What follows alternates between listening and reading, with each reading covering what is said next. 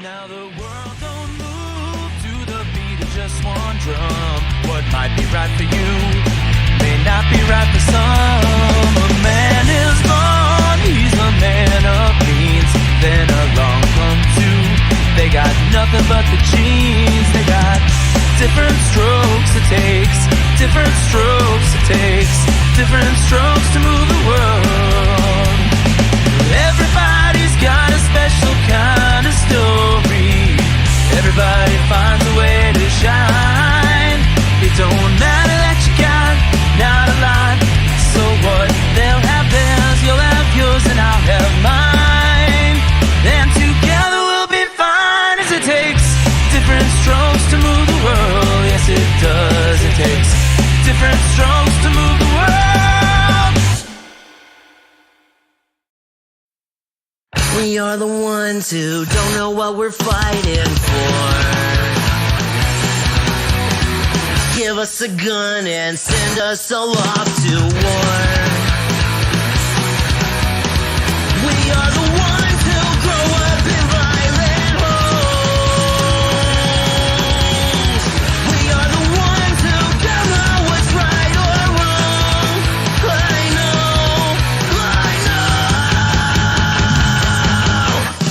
We are the ones who are born into war. We are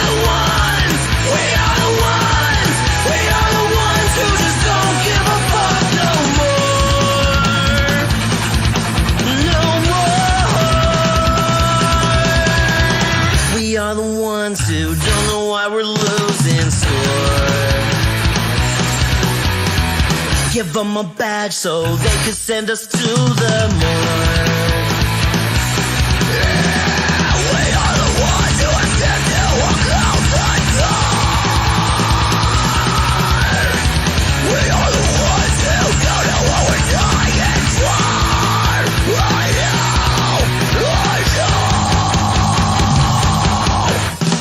We are the ones who are born into war. We are the ones who just don't give a fuck now. We are the ones who are born into war. We are the ones who just don't give a fuck no more. No. Get off this fucking neck. Let me shoot you.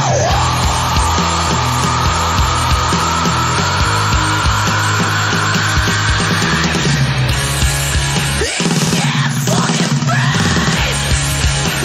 Let me shoot you.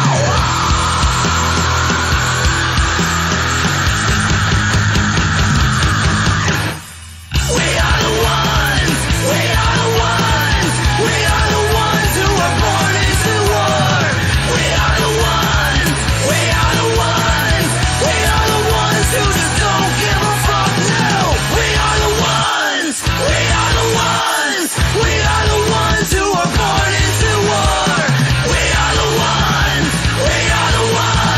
We are the ones who just don't give a fuck no more. No.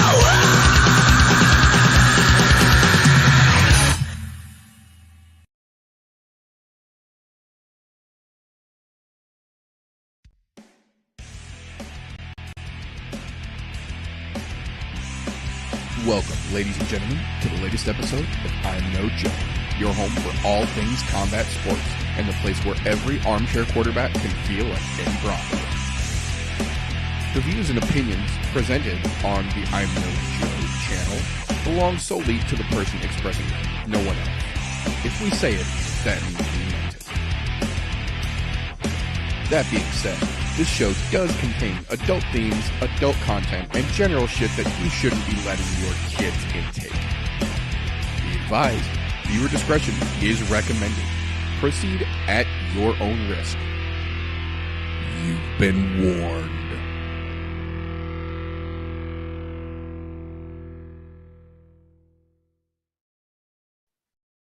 if it's Thursday, the Supreme Court's probably trying to take away some more of our rights. Either way, welcome to the latest episode of I Am No Joe. Ladies and gentlemen, boys and girls, children of appropriate ages, welcome to the latest episode of the I Am No Joe podcast, where every armchair quarterback can feel like Eddie Bravo. Today, as like most days, we have got a glorious panel here ready to break down the shenanigans, shit talk, and chicanery we have got to look forward to with a bottle of war this weekend coming up on UFC London 2. Can you fucking believe it? They're doing it again, boys and girls. We're going back over the seas. So before we get into all that craziness and the top of the morning talk we've got lined up this evening, how the hell are you gentlemen doing this fine evening? And fucking tastic. It's fucking Thursday. We've got kicky punchies, and to be honest, this week's card is much better than last week's. At least in my own opinion, from what's lined up. I think they did ABC a disservice. That's all I'm saying. Definitely fucking agree. Excited for the motherfucking weekend. Glad to hear you guys are fucking excited for it too. Hell yeah.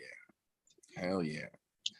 So, as we like to do around here, before we get into this upcoming weekend's shenanigans, we'd like to do just a little bit of a recap on what went down last weekend.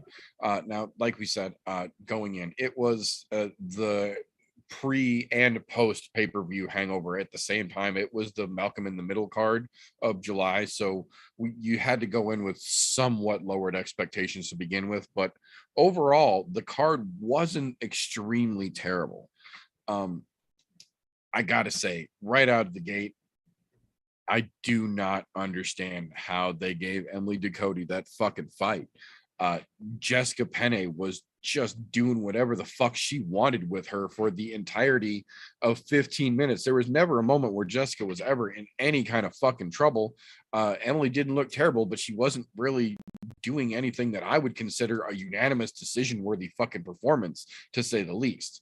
It kind of feels like the judges boned Penne there a little bit on that one. I don't think that was Emily's fight to win, let alone unanimous decision territory like they read it. But that was just like, it kind of put the taste in the mouth early for the way that the card seemed like it was going to go, if that makes sense.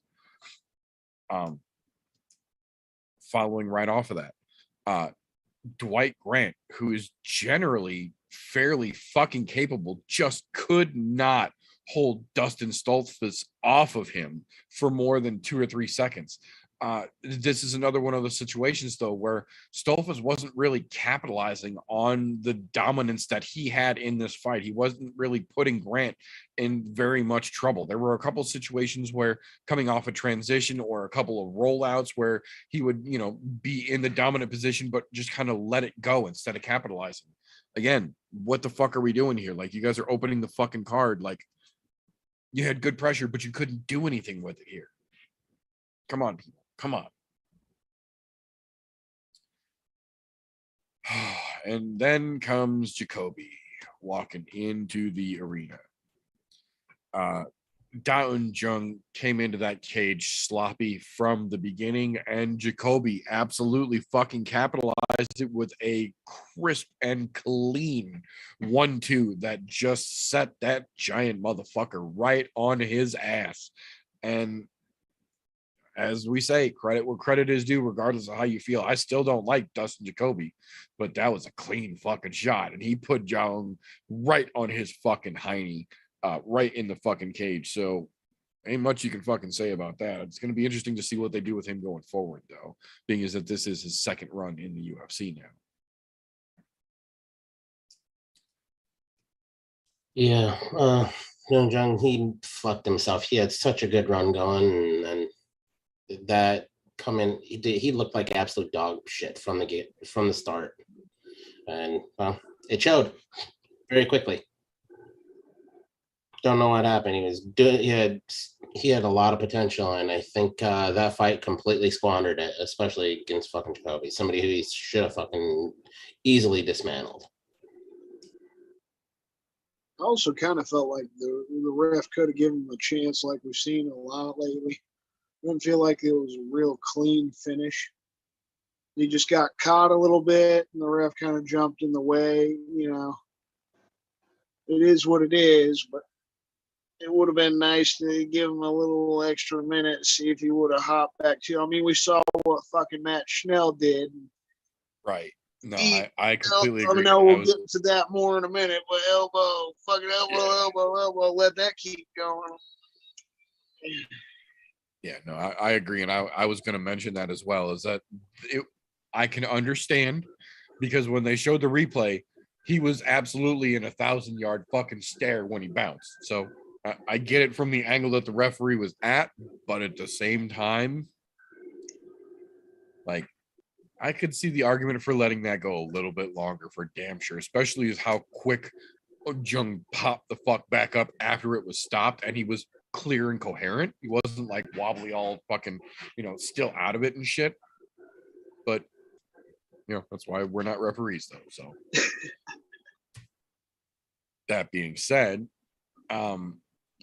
that will bring us to the throwing popcorn at the fucking movie screen moment of the evening for last weekend. Honestly, just one of the most infuriating moments as a fan to watch that I can think of in at least the last couple months. There's no good way to say it. Herbert Burns quit more than once in the middle of the fucking cage. He gassed out on an attack he never should have put as much energy into as he did. And then when he had no answer for it, quite literally just quit. Yeah. Completely fucking unacceptable. As far as a fighter does, to be honest, that in my opinion is the way that he was in there. That's the same as tapping the strikes. You're gonna get fucking hit in the octagon. Yeah. Don't tap the strikes. He literally, I'm tired, so I'm just gonna fucking quit. That's literally what he did. Instead of push through it like most fighters do when they hit that fucking brick wall of a gas tank, because everybody has one. Even those fucking little itty bitty featherweights and bantamweights. Those fuckers have it too. There's a wall. Yeah, there's always a wall. They always just push through it. That's your fucking job. Dude, you were fucking, I don't care. You didn't spend that much fucking energy in, round and a half? Yeah, barely. Get fucked. Barely around. It was absolutely terrible. And to be honest, I hope they give him walking papers, because at this point, he's fucking earned it. Because showing that you don't want to actually fight. Well, I take that back. If and this is a very, very thin and small little if we get some kind of genuine validated documentation this week that Herbert's knee is absolutely as fucked as he played it up to be when Gilbert carried him from the octagon back to the locker room. If we see something that says he tore all the ligaments and all the tendons in the first round, which is why he gassed, I will retract my statement. However, if we don't see some kind of significant and verifiable medical documentation this week, as strange as that sounds to say, that he is genuinely, seriously injured and it happened during round one, fuck him. I don't give a fuck whose brother he is. Give him his fucking walking papers, and he's not welcome back. I don't give a fuck what kind of run he goes on once he's gone.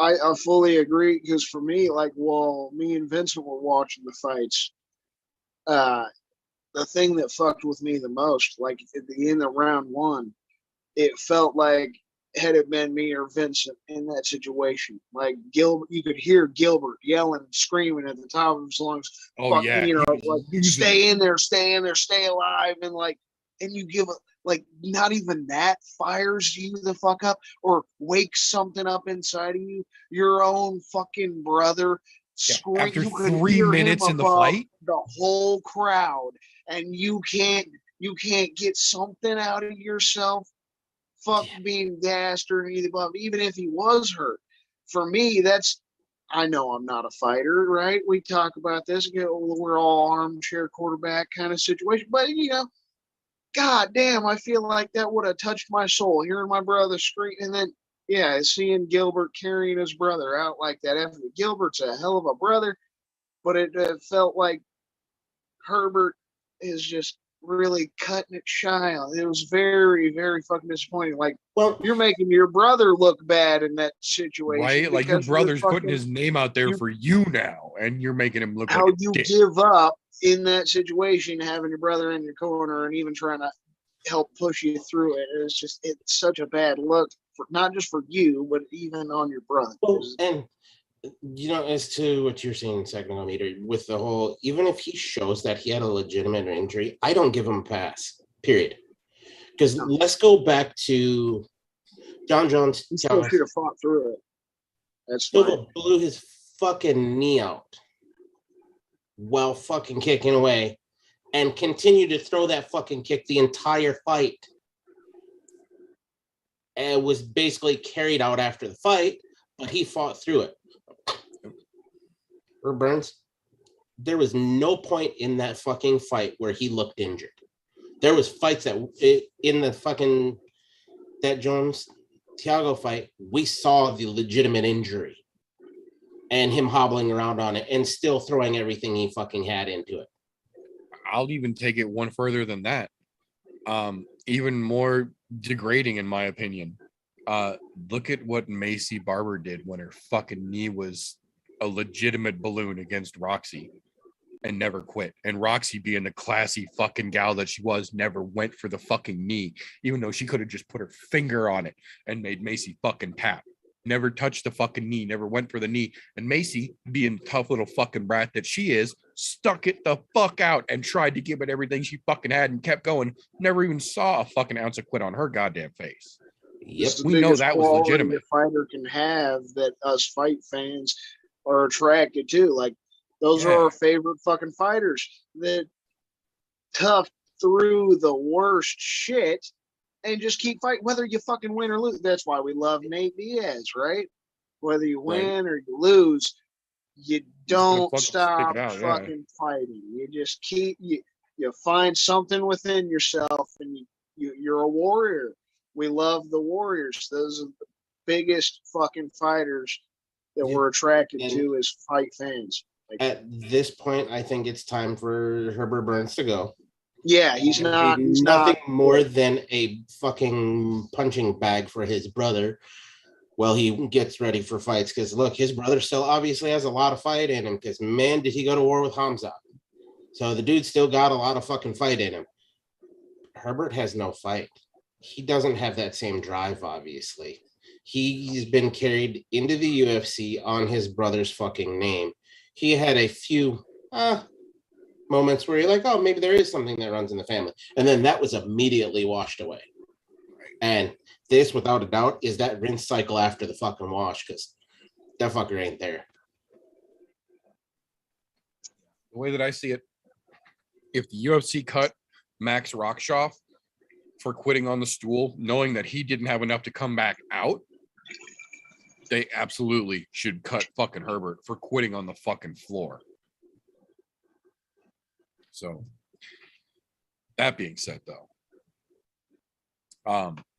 one of the, I don't know, Scoob kind of moments of the evening last Saturday, at least for me, because I was 100% confident right up until they cut to the fucking locker room camera and Ricky Simone turned around and there was no fucking mullet. It was gone. I can't tell you how happy I was when I fucking saw that. I was like, oh yeah. I messaged Galti immediately, all caps. Oh shit, Ricky cut his hair. I swear to God, immediately. Yeah, I was away from my viewing device at the time, so I quick run back. I look, I'm going, motherfucker, we completely fucked ourselves, because last week we were saying, mark our words, the power of the fucking mullet is real. Oh no, it fucking is. So y'all were fucking right. Because he cut that shit off. Looked like he was fucking some dude out of Grease Lightning with that fucking new haircut. Yeah, it was nerve-wracking. I was genuinely nervous when we realized in the moment, right as they were getting ready to walk him the fuck out, that he had Samsoned his fucking self. And I was like, oh no, this has not worked out well historically. This is about to fuck my whole evening up. Here we go. Boy, was I happy to be wrong. Still got the power of the mullet, even without the mullet. Ricky has absorbed that power within him, apparently, like fucking Goku, and doesn't need everyone to fucking feed him the vibes anymore. He could just tap God power whenever he wants and go fucking blue. And goddamn, if he didn't, he was just on fucking fire last weekend. He hit Jack Shore with what I like to affectionately refer to as the Johnny Walker knockdown. He hit him so hard with a 1-2, the second shot landed, and Jack's legs and arms went full Muppet for a second before he was able to regain control of his faculties to fall the fuck down. Like, Ricky hurt that motherfucker when he hit him. And because that wasn't the stop that he needed, Ricky intelligently dove in properly, held control, and then got that fucking finish submission style instead of going for the fucking potentially dangerous knockout. Just eliminated the threat, position, submission, victory. Beautiful fucking work from Ricky Simone. God damn, if that was not the most fucking beautiful thing that we had seen on the prelims, for damn sure. It was beautiful to watch. Although dude, you know, speaking of the way all of these fucking fights went last weekend, we do have to give a nod to fucking goddamn Neighbor for his goddamn picks up until like fucking middle of the main card, and then the rails finally fell off. But he was on fucking fire. What did he hit? 8 in a row? 8 or 9 in a row? And like 4 of them were perfect or something. And yeah, I was just saying, and several of them were perfect fucking picks along the way at that. Yeah. No, he was on fucking fire till the tail end of the fucking main card, and then he tripped over his dick completely. But man, I'm stuck this whole entire month. Oh man, I keep going fucking like what I want more than what I actually, I'm doing the research, doing the notes, and I'm just letting the underdogs and what I want get to me more than what I know is probably going to happen. And that's the conversation that we had to have with our fucking casual avocado, is that the problem with picking with your heart against picking with your brain is that, as we say all the time, MMA math doesn't work. It doesn't matter how logical something seems on paper in the fighting world. 98% of the time, I will say, the gut reaction is more accurate than the thought out and logically concluded decision will be when it comes to picking these goddamn fights. It's so fucking crazy.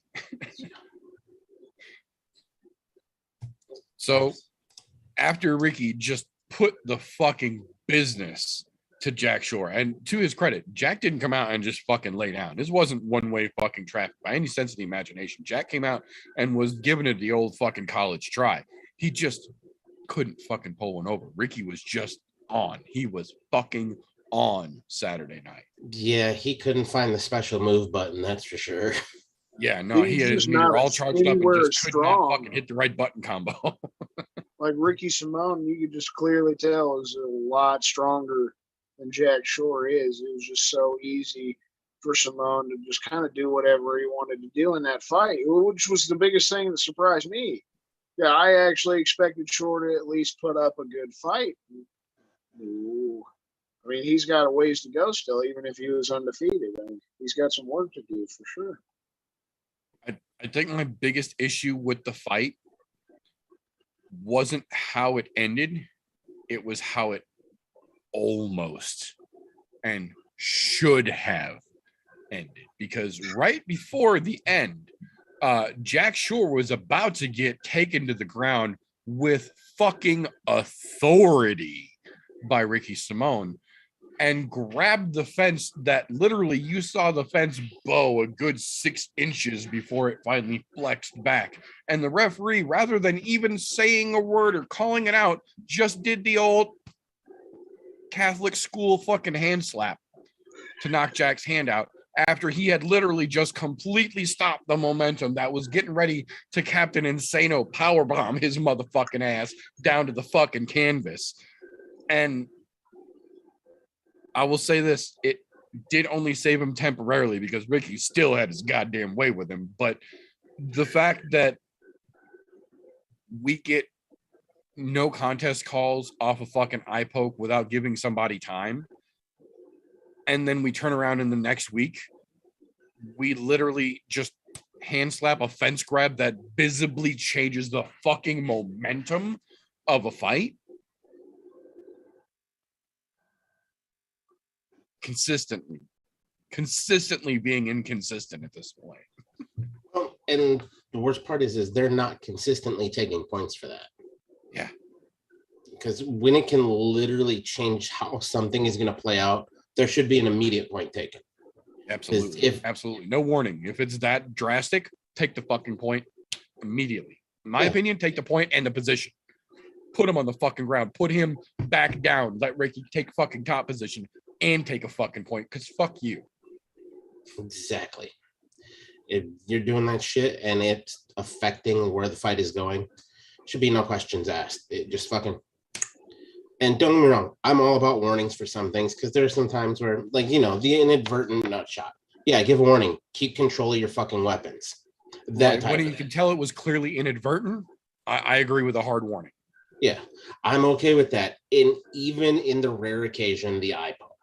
Because there are some occasions where I've seen where I'm going, right. The fist was still closed, but he did catch him with a thumb type situation, because, you know, right. It does happen. Or when you see a guy move sideways into a hand and gets himself eye poked, which we've seen several times this year. Yeah.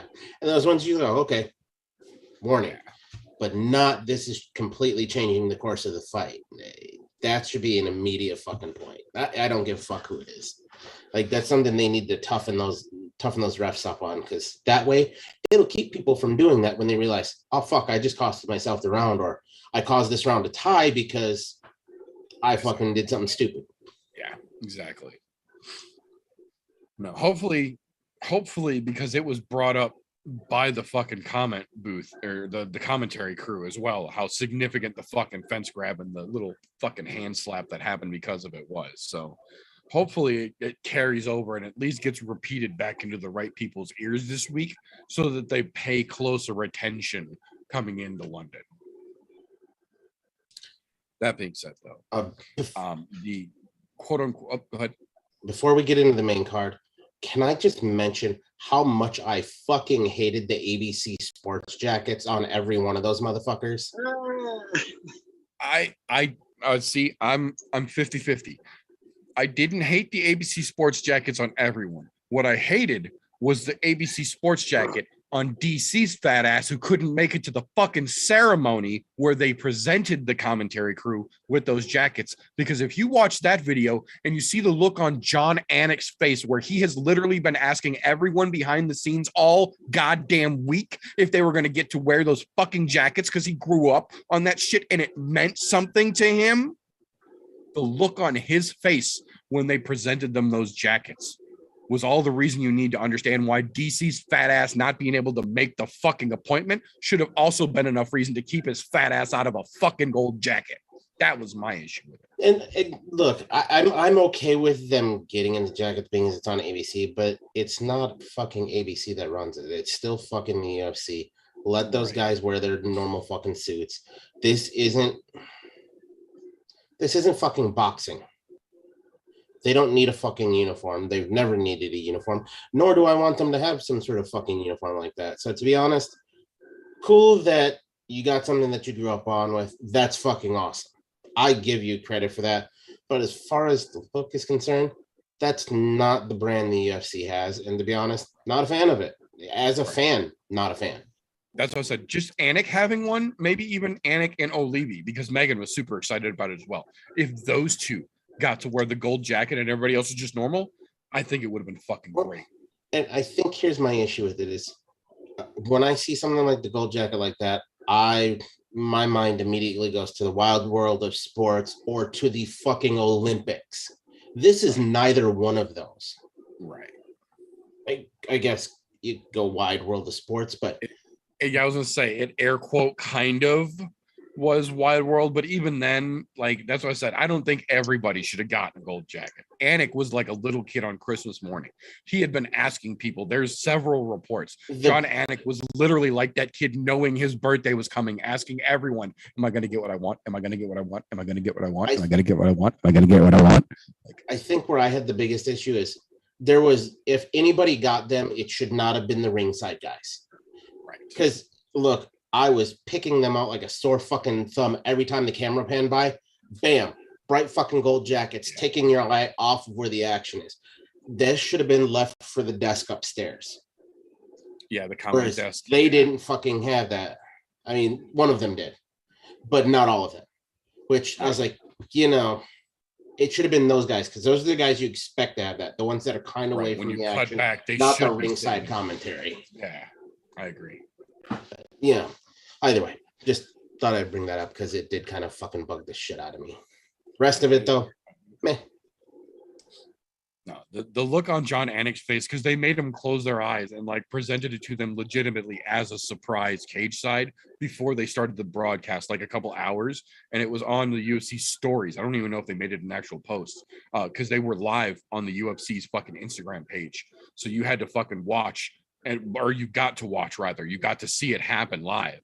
And John Anik was literally like bouncing in place when they told him to close his eyes. He's like, is it the jackets? Is it the jackets? Tell me it's the jacket. Somebody tell me we're getting a jacket. Like, he was so fucking excited. Like, you saw how much that meant to him. Megan, slightly less, but the same. And then, like I said, TC wasn't even fucking there. Like, if you can't be bothered to turn up for the meeting, you shouldn't get the presents that everyone who showed up to the fucking meeting gets. That's how that works. But fuck decent. Anyways, moving on from there to the quote unquote premier prelim fight last weekend. Look, Pinelli Soriano was getting fucking worked in round one. And I don't know if it was the pep talk that his fucking coaches gave him or if he was pulling a fucking rope-a-dope and trying to wear out Dolce. But whatever the fuck happened in between round one and round two, a different dude came out to that fight. And when he came out in round two, he just decided that my power hand, my left hand here, it really wants to meet your chin really bad. Hey, can we say kapow? And it was fucking over. Like, I don't know genuinely if he was fucking around in round one and just wasn't being serious, or if he was genuinely being that outclassed, because he was looking very slouchy in round one and different completely when round two came about. And it literally took him 24 seconds before the ref came running, and 28 total for the official time to stop in the second round. Less than 30 fucking seconds. Yeah, if you blinked in that second round, you fucking missed it. Because yeah, it was over. He came out like a man possessed in the second round, which, to be honest, he needed to do because you're right, he didn't look that great in the first. It was fairly competitive because Lungiambula didn't look great in the first either, to be quite honest. Like, to be honest, I was kind of disappointed in where that premier prelim was going because I had a little bit of higher expectations for it. And it didn't deliver until the fucking beginning of the second. And I was like, okay, this is what I was expecting out of these two. Somebody's going to sleep. And it finally happened. For a second, I thought we were going to get a fucking, a middleweight fucking walrus fight. There was a moment of genuine concern about it for sure. Oh, but as if that craziness 30 seconds into round two fucking going nuts wasn't enough to get you going. Then we come on to the actual main card last weekend. Misha got beat like a punching bag. Like, all that shit she talked about being inspired by fucking Pena and wanting to try and go after another goat, blah, blah, blah, that Murphy didn't stand a chance against her. If she spent half as much time training as she did talking shit, this would have been a completely different fight. But I will say this. I'm not 100% sure whether she has just legitimately lost that much of a step that when it comes to the genuine top of that 125-pound division, she just can't hold a candle, or she was not nearly prepared for what Lauren Murphy, healthy and tired of the bullshit being overlooked, was gonna fucking bring. But either way, it was a great night for Lauren Murphy and a real bad night to be a cupcake. She got fucking handled. She's not ready. Lauren's not ready to go back to a title shot right away yet. I think she still needs one more good win. But this kicks Misha completely out of the fucking conversation. At this point, honestly, I'm going to be genuinely impressed if we don't see Misha get walking papers this week, because that solidified the fact that she's not getting a title shot at 125. She's not getting a title shot at 135, and she's not going to balloon up to try and even consider doing a 145 fight, and she's way too big to cut further down to try and go for 15. So she's out of options. The only thing I can say on that one, and is her alligator mouth overloaded her canary ass this time. And to her credit where credit is due, she did not stop fighting. She kept marching forward, getting her ass whipped the whole time. Even when her fucking eye was ballooned to shit, she was still fucking moving forward like a true fucking warrior. And I give her that. That's one thing that she has not lost from the first fight I've seen her in, going way the fuck back to Invicta, all the way to fucking where she's at now. The only thing I can think is she didn't train hard for this one. And I'm wondering if the dropping from 135 to 125 had something to do with that, of maybe getting used to the weight class. And that is not the fight you want coming into the weight class, because to be honest, Lauren Murphy is not a world breaker by any means, but she is definitely solid top of the pack in the fucking flyweight division for the women. Yeah. She's genuinely solid, man. She's nothing to fucking overlook for damn sure. And I really feel like Misha did, and it showed. Yeah. But no, I agree with you completely. Herbert Burns could absolutely learn a thing from Misha Tate about hanging in there, even when you're looking down the fucking losing barrel, toughing it out, even when you're genuinely fucking hurt, still hanging in there. But no, Lauren Murphy beat her like a fucking wet rug. It was bad, man. It was bad. That being said, speaking of being beaten like a fucking rug, there are not too many dudes in the UFC's 45-pound division that can take a fucking shot like Shane Burgos and keep walking forward. And we saw that no less than a genuine full-on dozen times or more in this fucking fight against Charles Jourdain, who was, you could see, giving every fucking ounce of everything he had, just trying to put Burgos away.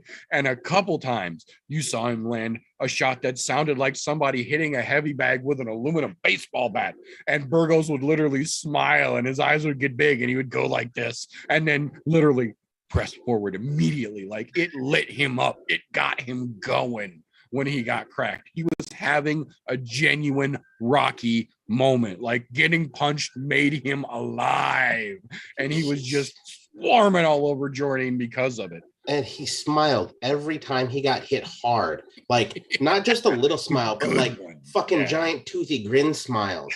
Like, he get cracked hard as fuck and just cheese it up, boys. Here we fucking go. And he'd be right back in there.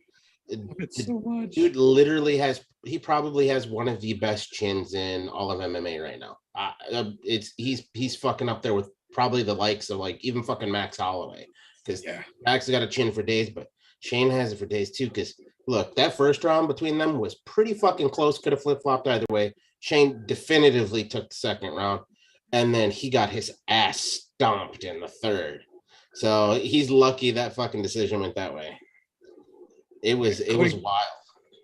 Cody Garbrandt is trying to get some stem cells from Shane Burgos to put in his fucking jaw for next week. Like, He needs more than stem cells, for fuck's yeah, sake. no, Burgos was hanging in there with a fucking granite chin, man. Just and giving as good as he got to. So absolute credit to fucking Jourdain as well, because Burgos was fucking hammering right back every time. Like they were slinging goddamn leather. Those boys put on a hard 15 fucking minutes. That is where you got your goddamn money's worth, if nothing else, on that fucking card. Those boys made sure you were fucking entertained. Bravo to both men. Were you not entertained? Yes, they did. To be honest, had they not been outshined in the second round of the next fight coming up, they would have had fight of the night, in my opinion. Yeah, they were damn sure setting the fucking pace. They held the fucking bar for sure. No, but like TJ said, they held the bar for what is that? 9.5? About 9.5 minutes. Almost a solid 10 minutes. And then Matt Schnell, much like a fight we saw earlier, was getting pieced the fuck up in round 1 and decided that round 2, we're just not going to do that anymore. We're going to do a whole different thing this round. We're going to forget about that. We're going to do this over here. And whatever that switch flipped, Matt Schnell got cereal. He got real fucking cereal when round 2 came out and just got smoother than a baby's ass full of chalk dust, man. Just handled fucking business. Beautifully fucking done. That was absolutely the wildest fucking round 2 that we've seen all year. From Schnell being damn near put the fuck to sleep to coming back and subbing Sumdarji. Dude, look, Sumdarji was whipping his fucking ass. Yes, he was. Like, he had him out on his feet a couple of times and just couldn't seem to finish it. And coming back from that hot fucking mess that he was to bloodying up Sumdarji and then fucking getting the submission.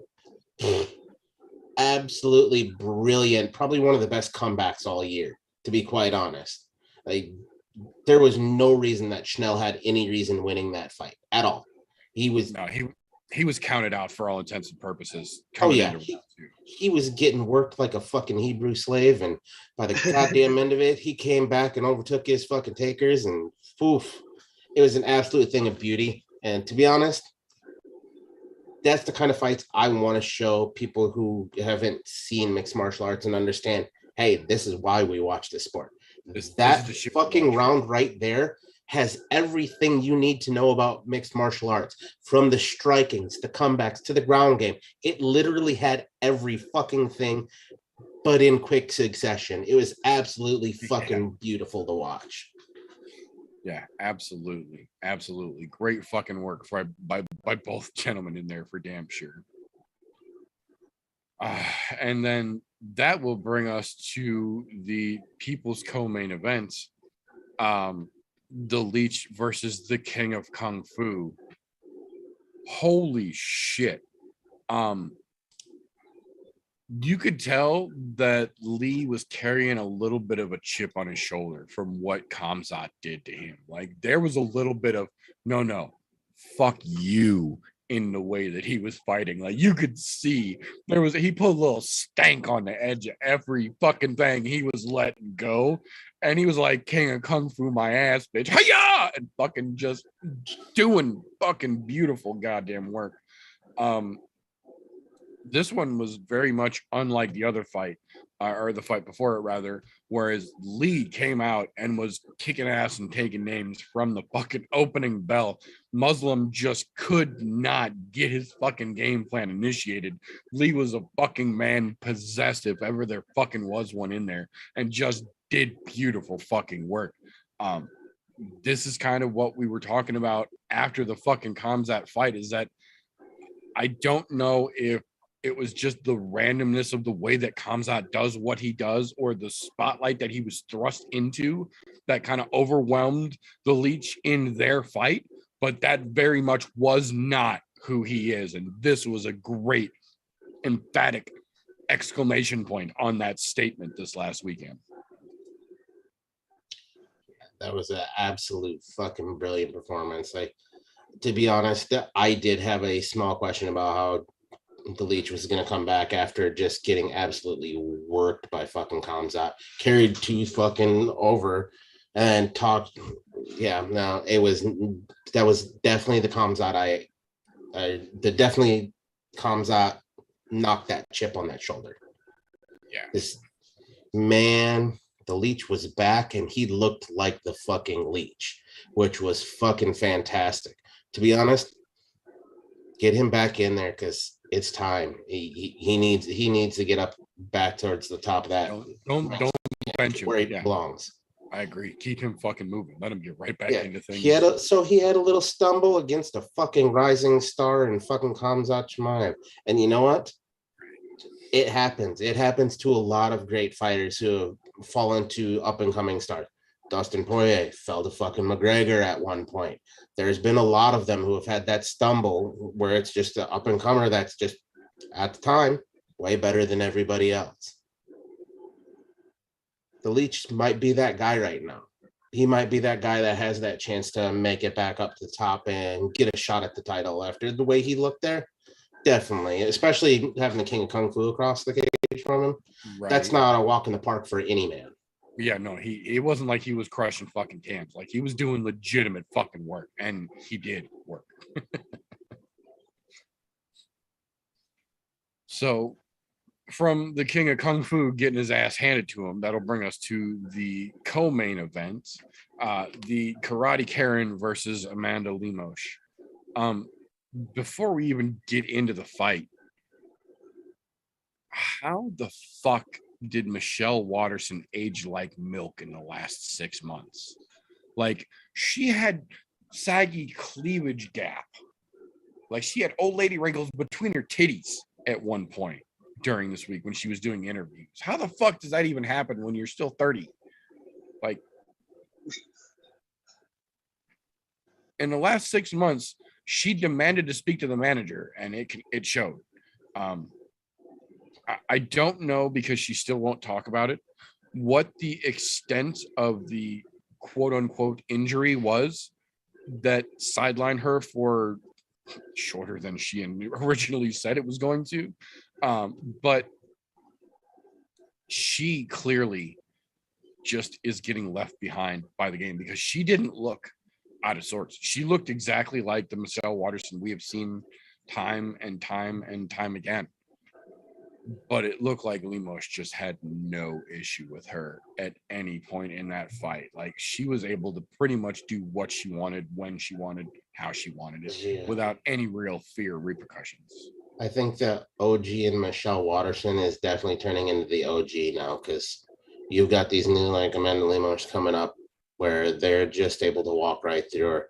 And that's not to take anything away from what Michelle has done, because she's had a very good fucking career, but we're definitely on that fucking downslope. As much as I hate to say it, for being as young as she is, she's definitely on the downslope. She should be peaking around this age, not fucking falling off, but, you know.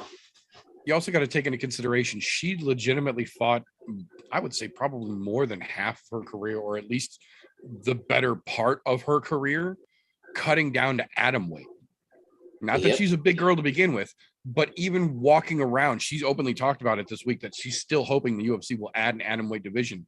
But even when she was naturally smaller, she even still then had to cut a little bit of weight because she liked to be at atom weight. It was closer to where she walked than fighting up at 15. So I don't know, man.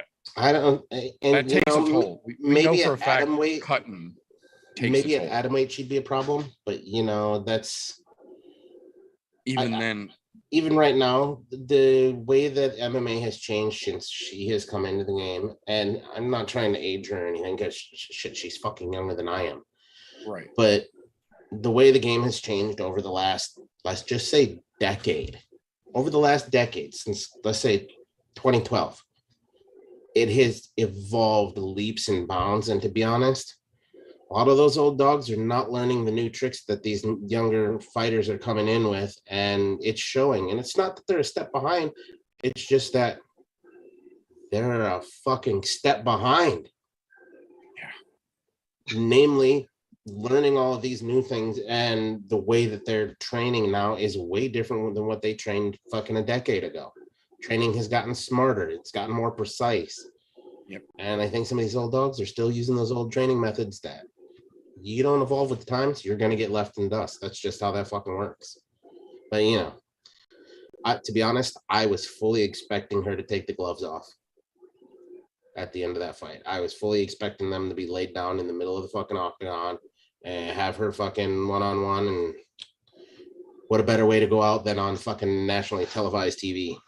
Right. Yeah, no, that would have been the moment for sure. Like, and I don't know if it was because we've seen the trend carrying over the summer, but I legitimately, at the end of the Lauren Murphy fight, thought that Misha was going to set her gloves down in the fucking octagon. And then after the submission against fucking Lemos, thought that Waterson was going to do the same fucking thing. I thought we were going to see a fucking Jessica I moment here.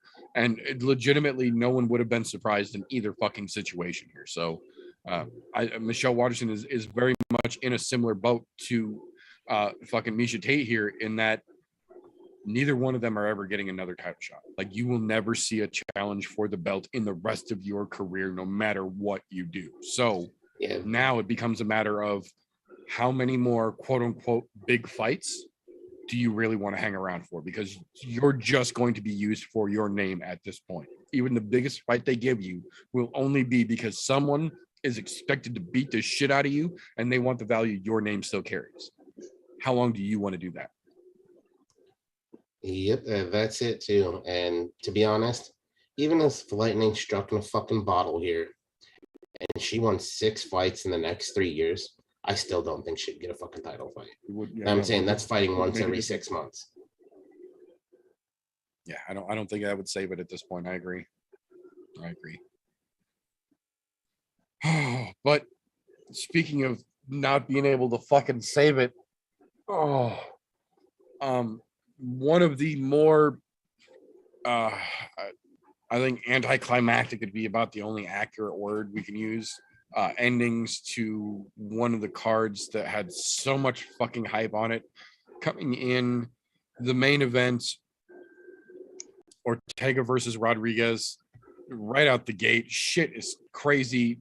Both guys, you can see, clearly fucking won it.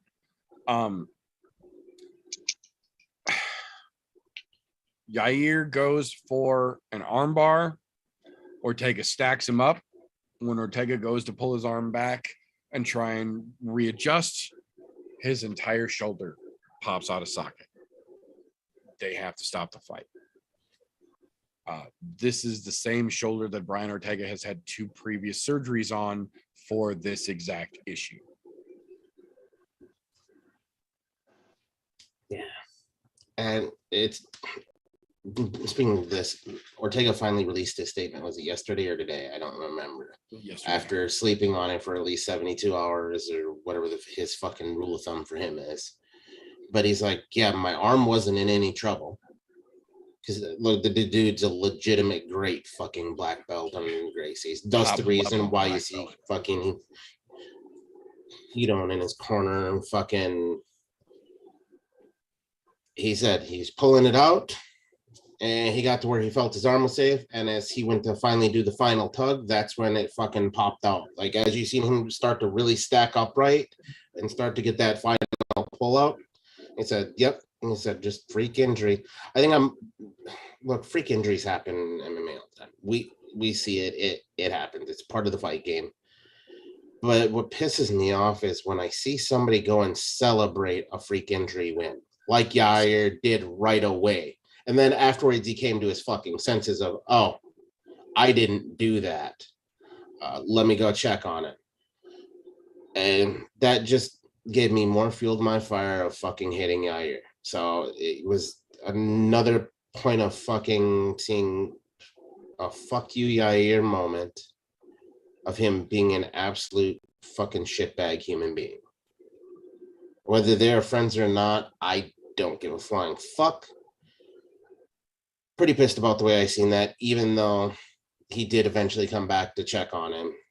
Dude's still a scumbag, in my opinion. That initially pissed me off the same, but then this whole week, This just like continued to get worse. I've heard Michael Bisping and then sweet Uncle Chael, you know, smoking the crack pipe, fucking saying that it was a submission victory for Yair, and Yair should, after this fight, be calling for the title fight because it shouldn't have been declared a technical knockout victory. It should have been a submission victory, just because he was going for a submission and then Brian gets hurt out of that fact. I'm like, what are you fucking smoking? If anything, it should be a no contest, no different than we have with eye pokes. That's where with these injuries, just like Jan and Rakic a couple months back, when a fight ends that way, I don't want to see one guy advance, which we haven't seen with Jan, right? It doesn't look like Jan's going to get the title fight against Yuri, at least from what we're hearing. No, So, not with I mean, Yuri that's choosing his fighter. You don't want to see somebody advance off an injury, but I also don't want to see these fighters that are getting hurt. Like, I love Brian Ortega, but get my fan side out of it. I don't want to see a fighter take this kind of an injury that's going to potentially, he's going to have surgery, potentially another 6 months to a year before he can fight again. And then it's going to knock him down in the rankings, knock him out of the picture because you're declaring this a technical knockout loss. And then he's going to have to work harder. It should just be that simple, kind of like with Pedro Munoz, that you're able to win one more decent fight and get your name back in the mix a little bit. Yep. Hey, here's the shitty thing with this is knowing from a medical side of the house, being as I'm formerly medically trained, with a shoulder, depending on how bad that fucking coming out of socket did to his entire shoulder cuff, he could be having a fucking rotator cuff tears, some labral tears, and some other fucking tears in there. Depending on what that is, it's going to require surgery. Most time when your fucking shoulder comes out, there are more than one tear in your rotator cuff. So it requires surgery to fix. Now, don't get me wrong. Because of the caliber of fighter he is and that it happened in the octagon, the UFC is going to pay for the best fucking sports orthopedic doctor that they can get their fucking hands on to fix him so he can get back in. The downside to this is even with a good turnaround, you're looking at a bare minimum of 6 months of recovery. Minimum. Now, to get back to fighting shape, you're looking at least a year. We're not going to see him. And he's a high level athlete, and there is a potential for like 8 months or 9 months. I don't think so. I think we're going to see something similar to when he got his ass whipped by fucking Max Holloway, to where we don't see him again for a fucking year. And this is just due to a fucking injury. And the unfortunate part is this is going to give them a reason to go, well, we're not going to run this back right away with Yair because it's going to take at least a year for him to fucking heal up from that if he did tear anything. And it's not if, it's how much he tore in there. But which is cool and all, but that's the thing this week that's just pissed me off. Like, Chael Sonnen needs to quit smoking the crack. Yair and Emmett probably need to fight for a number one. Like, Yair shouldn't be calling for a title shot after that, saying that he won by submission. That's a whole load of bullshit. And then I just hope that we don't see Brian trail off too horribly, even though he's going to be out for a while. You know, you're just going to fall in the rankings when you don't get to fight. But yeah, it's a sucky feeling. Even worse, it feels like because of how it goes. Like I was getting at, like even the TKO, like they actually a doctor stoppage or whatever gives a fighter a win and then a fighter a loss. It feels like it's more significant to the losing fighter in that situation than it should be compared to a no contest in my eyes, where it's just like an injury happens, no contest, like an eye poke. The fight never happened. Just scrap it. Well, and when that fighter's healthy again, we'll try to get him another top fight. Because that's the thing. After that, I don't feel like they're going to get Brian a really, like, they're probably not going to get him a top 5 fight. He'll probably be lucky if he stays in the top 10 before he can come back. Yeah, he'll probably get a top 5 fight, to be quite honest, because he's been at the top of that stack for so long that. I think so. Oh, yeah. Because Arnold Allen will probably get, I feel like he'll be up in the top 5 at that point, moving his way. And then the Emmett and Yair thing will get figured out before he comes back. But Well, here's the reason why I say this. Look at how long he's been right at the top 5 of the stack there. It's something where you've been there long enough. They're going to throw you right back at it when you come back from injury. They do this with a lot of fighters. I mean, I hope so. even That's what I hope they let's- do with Chris Weidman this year too. Like, Yeah, I hope and they don't give him let's too go with much of the a- let's go with the dead knockout. obvious one. Conor McGregor. He's gotten his ass whipped a couple times lately, but they're still going to throw him right back to the top of the stack because he's been sitting at that top of the stack for so long. Now, the thing with him is he has a money train behind him, so they're always going to throw him towards the top. But even guys where you have Brian Ortega, he's starting to become that money train as well, just in a different sense, because people want to watch him fight. So they will tune in. There will be eyes there. And so he'll go right back to the top. Now, is he going to be getting a number 2 or number 3 guy? Probably not. He'll probably be getting a number 4, number 5 guy, which is fine. Because coming off of that, they're not going to give him a tune-up fight. And so you're not going to get him in a between 5 and 10 ranked guy. He's not getting a tune-up fight. He's going to go right back into the top of the stack to see if he still fucking belongs there or not. Which in a year that could change where it looks like he doesn't belong. On the other side of that, he could come back stronger from that fucking injury and just decimate somebody and go, you know what? Good thing we fucking did this right away. And I do see that out there. No, it was not ruled a doctor stoppage. It was ruled a TKO. Well, yeah, but that's the thing, right? Even if they declared a doctor stoppage, don't they still give the like an actual win and loss on the Yeah, fighter? they still give a Like win they and did loss with off of it, no the matter Conor what. fight last year. Well, yeah, because even when Conor broke his leg, they ruled it a TKO, even though it's a doctor stoppage. It goes down in the books as a fucking TKO. Yeah, that's all I'm getting at. I heard Chael Sonnen Bisping say something about that should have been a submission victory. I feel like you argue more for a no contest instead of and a here's TKO even. It just the only shouldn't reason be. I can't argue for a no contest in this one, because technically Ortega was in a position of danger having his arm taken. Well, I also know no contest is supposed to kind of refer to a foul too, right? Yeah, that's more along the lines of a foul or like an accidental foul is usually when you'll see like a no contest. It Or something It would that's feel, for me, it would feel nice if we just kind of, instead of giving a win or a loss on a fighter's record, somebody gets hurt in a freak accident like that, just scrap the fight. don't get me wrong, and I'm a huge Brian Ortega fan, but he was in a position of fucking danger. Now, how much danger he was in, that's fucking debatable. He says he wasn't in much according to what he released, but because he was in that position of danger when the injury occurred while he was pulling his arm out, that can be considered a fucking KO. It seems like a weird thing to say that, but yeah, technically that can be considered a fucking stoppage because had he not been in that position, he wouldn't have tugged that arm. His arm wouldn't have fucking popped out of socket like that. So, and it's kind of a two-way street. It sucks that it ended in a freak injury like that, because to be honest, if you're going to expect something to pop out of socket, it would have been his elbow from the fucking arm bar, not the shoulder. Yeah. And contrary to what people think, arm bars don't fuck up your shoulder. They fuck up your elbow. There was a freak incident, and unfortunately, we get all live through and watch that bullshit as Yair gets another unjust fucking goddamn boost to his bullshit. But you know what? It is what it is. That's part of the game.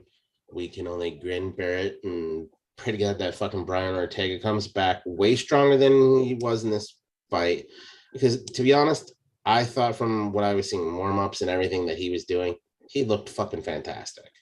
Like he was ready to go. They were obviously both on their fucking ponies and ready to go. And it was just it was a weird fucking situation. And yeah, it was similar to that type of situation as well. The Woodley Covington thing with the takedown where the freak rib injury took place. So it was similar in that sense to that. But I mean, there's some oddballs with that where, I mean, it's rare that we see a freak injury like that stop a fight. Because I mean, I can't think of too many off the top of my head. I mean, outside of the obvious ones, like the Chris Weidman, Anderson Silva fucking broken leg incident. Those ones, the broken leg incident with fucking Connor. Those are the ones where when you see a freak injury, those are the ones that you're thinking about. And yet, yeah, we can even go say as far as Woodley's ribs, that another freak injury, but I'd be remiss to say it's more surprising when we see a finish like that than we do of somebody getting knocked out, because the freak injuries just don't occur that often. That's the reason why we call them freak injuries, apparently. Because I mean, look at it in the last 2 years. How many freak injuries have we seen stop fights that you can name? I can name 2: Connors and this one. I can't think of any other really freak injuries that have occurred that have stopped fights. Oh, Chris Weidman. He snapped. Oh yeah, his leg, Chris right? Weidman. That's right, because he suffered the fucking same injury that happened to him in the fucking. Other than that, yeah, no, I can't think of any other. Because fucking Jimmy Crude or whatever. We thought at first. I remember it was that same card, right? That Chris snapped his leg after the fact. We thought that it might have been a broken leg or something with Jimmy Crude in that fight, but it was really just he had got hit in that sweet spot behind the calf. It just kind of locked his leg up. You know, it was just the hitting that right muscle, hitting the right tendon, and he was able to fucking kind of walk around later that day, hours after. You know, like it was a muscle thing more than it was he broke a leg. But I remember they reported it at first broken leg. So yeah, we haven't seen any other crazy, like 3, right? You got Chris Weidman and then Connor. Yeah, like they're Rocket tearing up his knee. I don't think that's a freak one. Well, and that's the thing in the middle of a fight, and that was a bummer. Notice how we're having really good, but that wasn't a freak injury, I don't think. Oh, and that's it right here. This says it all. We're having a hard time trying to figure out who had the freak injuries. That tells you how rare it is in the MMA world for that shit to happen. So when shit like this happens, yeah, there is a legitimate reason to say, you know what, maybe they should rule it a no contest. But in a situation like this, where playing devil's advocate here, he was in a fucking bad position. You can't rule out the KO, even though it's a freak fucking injury, just because he was in a bad position that caused him to have to try to correct it. At least you're not on Uncle Chael and the crack smoking and thinking it was a submission finish. Yeah, no, definitely not a submission victory, Uncle Chael. That's not how that works, because he never tapped. It's only a submission if they tap or go to sleep. That's all I'm saying. But, yeah. Bisping and Kenny Florian, they were both on the same train as Chael with that this week. I'm like, what the fuck's going on with this fucking submission finish crap? And look, I understand their train of thought, but they're dead fucking wrong in that instance. Yeah. A submission means to submit. Right. He didn't even fully get the armbar set up. He had pressure on his arm, like Brian even said. That's what they were trying to use. Brian's quote: "Oh, there was pressure on my arm, and I tried to get it out, then it just popped." So that there's pressure on the arm, and he's trying to get himself out, and then his fucking arm just pops out of socket. Oh yeah, submission victory. There you go. Yair, go shout yourself out for the title. Fuck the Emmett fight. Yair needs a title shot because he won by submission. Right. What's everybody smoking this week? Right. Oh shit. Exactly. They're smoking some shit that you probably don't want to put in your body this week. Right, no doubt. No bath salts here. No doubt.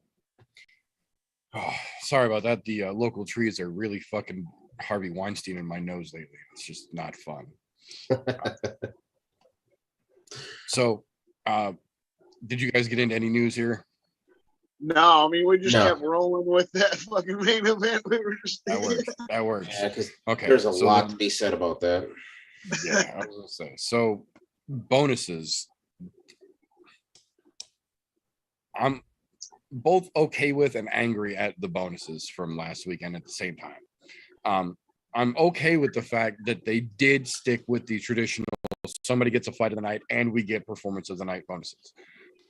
On the other hand, I understand that there was a lot of great fights and they like giving everybody bonuses, but it diminishes the statistics that you keep of having a performance of the night bonus when you don't only give 2 per night anymore. it meant something when there was only 2 of those per card. When they're giving away 6, 8, 9 bonuses per card, it diminishes what you have to do to get one, because at once upon a time, you were only eligible for a performance of the night bonus if you got a stoppage, period. Submission, KO, TKO, doctor stoppage, something. You had to stop the fight to be eligible for a performance of the night bonus. Now, that's generally anyone who stops a fight automatically gets one. And that diminishes the importance of having to work for them when they first started giving them. So, that's a double-edged sword for me. Because you finish fight, I always think you finish fight, you should get a bonus. However, they shouldn't be what they need to do is write this into these people's contracts. If you're going to do that kind of thing, all right, you get a stoppage, we're going to pay you X extra dollars. And then if it's the greatest stoppage on the card knockout and a greatest stoppage submission, then you can possibly tack on an extra 50K bonus. So they should be writing something into their contracts instead of just giving out fucking. Right. Absolutely. Finally. Absolutely. There should be some kind of written structured bonus for stoppages like that. But at the same time, when you've got, I think this was 4 cards or 5 cards in a row where they just basically gave everyone who got a finish a bonus. If they have enough money to give away $500,000 in bonuses every card, how do they also have a leg to stand on to say they can't pay them more? Like, we're not going to get into that whole conversation, but if you're giving away literally more than $250,000 just in bonuses every single week, it makes it real hard to believe when you say you can't afford to raise average fighter pay. Yeah, that tells you you're giving that much away. You can obviously fucking raise it. That says the money's there. It's just not being allocated very well, apparently. So apparently we don't need somebody to rerun the UFC. We just need a new fucking accountant for the UFC. But bonuses we did get last weekend. Fight of the night, I'm absolutely okay with. Matt Schnell versus Sumer Darji. That was a fucking spectacular fight. I'm absolutely okay with them getting fight of the night. Performance of the night went to the finishers. Bill Algeo, Dustin Jacoby, Li Jing Liang, Amanda Lemos, Ricky Simone, and Pugnelli Soriano all got 50K. So if you can give that much fucking bonus away every single week, you can give everybody a couple grand more across the fucking board and then add some structures in for the bonuses with the money that you clearly have fucking squirreled away, Dana. Quit giving $250,000 to fucking YouTubers this week. Yeah, quit giving $250,000 to fucking YouTubers. Give it to the people who fucking work for you, who make your bald ass famous. Fuck nut. Yeah, they legitimately gave away $300,000 in bonuses. $300,000.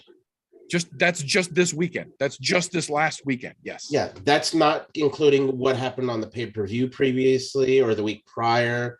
Look, I'm thinking maybe we need to go back and look at all of the bonuses that were done through the year to see how much money they've given out. This will come back. I promise you, this will come back to help us close out our news segment. Oh my God, did I see one that fucking... Because it's absolutely fucking dumbfounding that these guys aren't getting paid what they should be. Yeah. And look, don't get me wrong. I'm not saying they deserve boxer money, because boxer money is fucking filled to the gills with fucking bullshit and, well, I will say non-legitimate money that some of them are getting from these fights because of the way things are.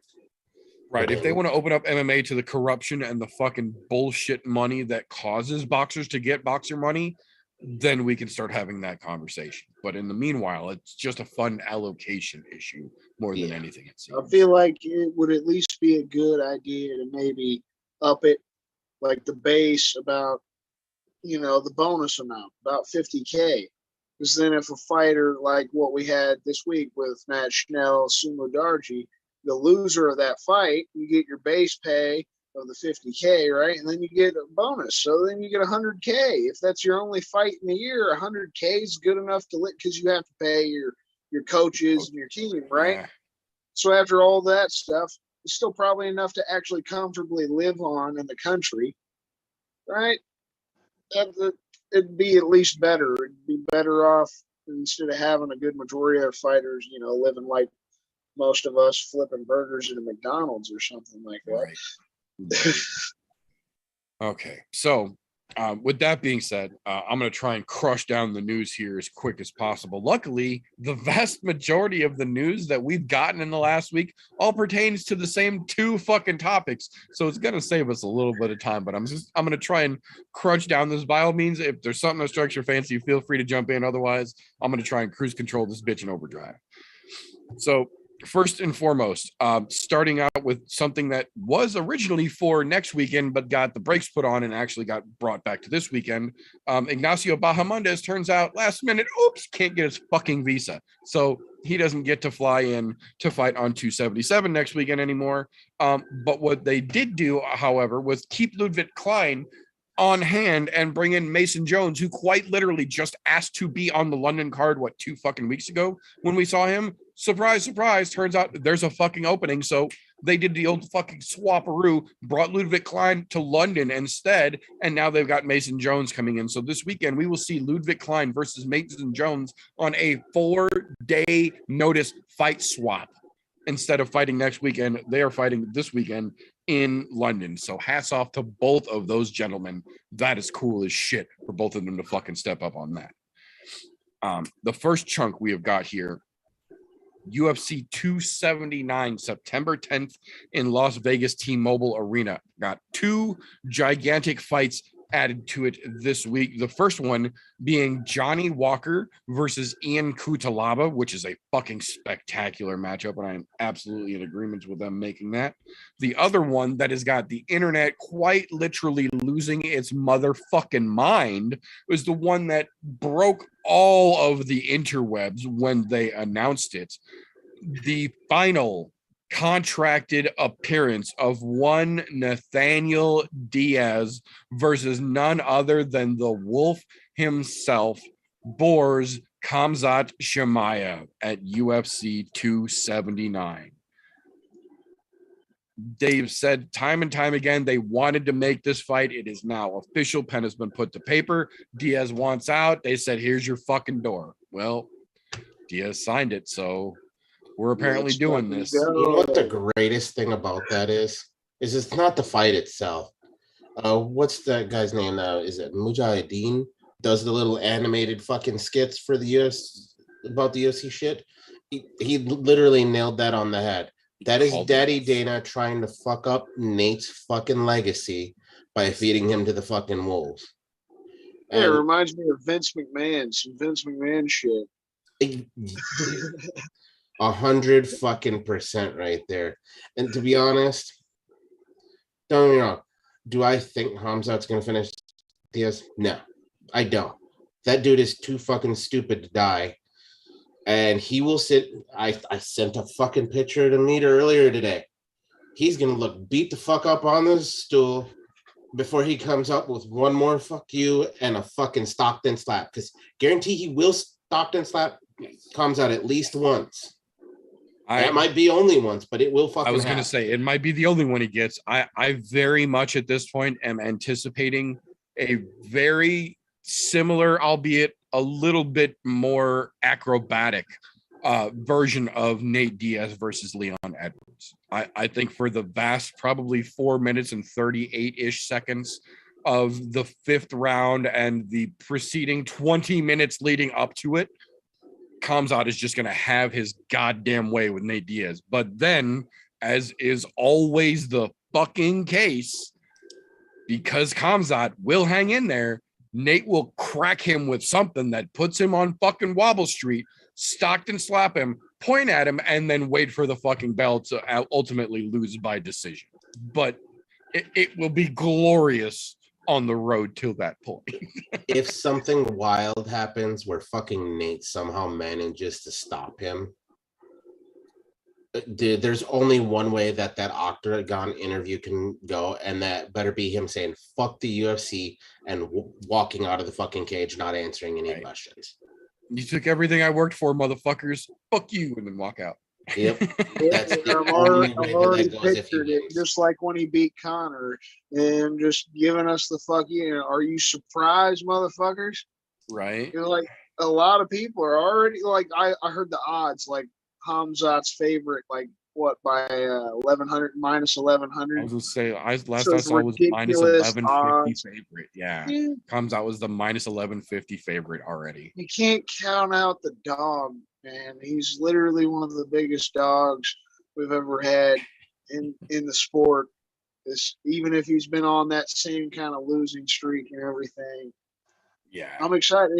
It was either this or Connor, right? Like, what other Basically. fights could they have given Nate that would have been more exciting? Because they weren't going to give him no title shot. Oh, they But didn't want to give now- him Connor because that might fuck up the Connor cash cow. I was gonna say they've got Connor on the But back. now he can fuck up the Hamzat cash cow, and that for me as a fan, that's what I'm interested in. Like you said, the fuck you, the UFC, and the fucking their whole entire plan up because he's the number 2 or 3rd ring welterweight in line for the title next.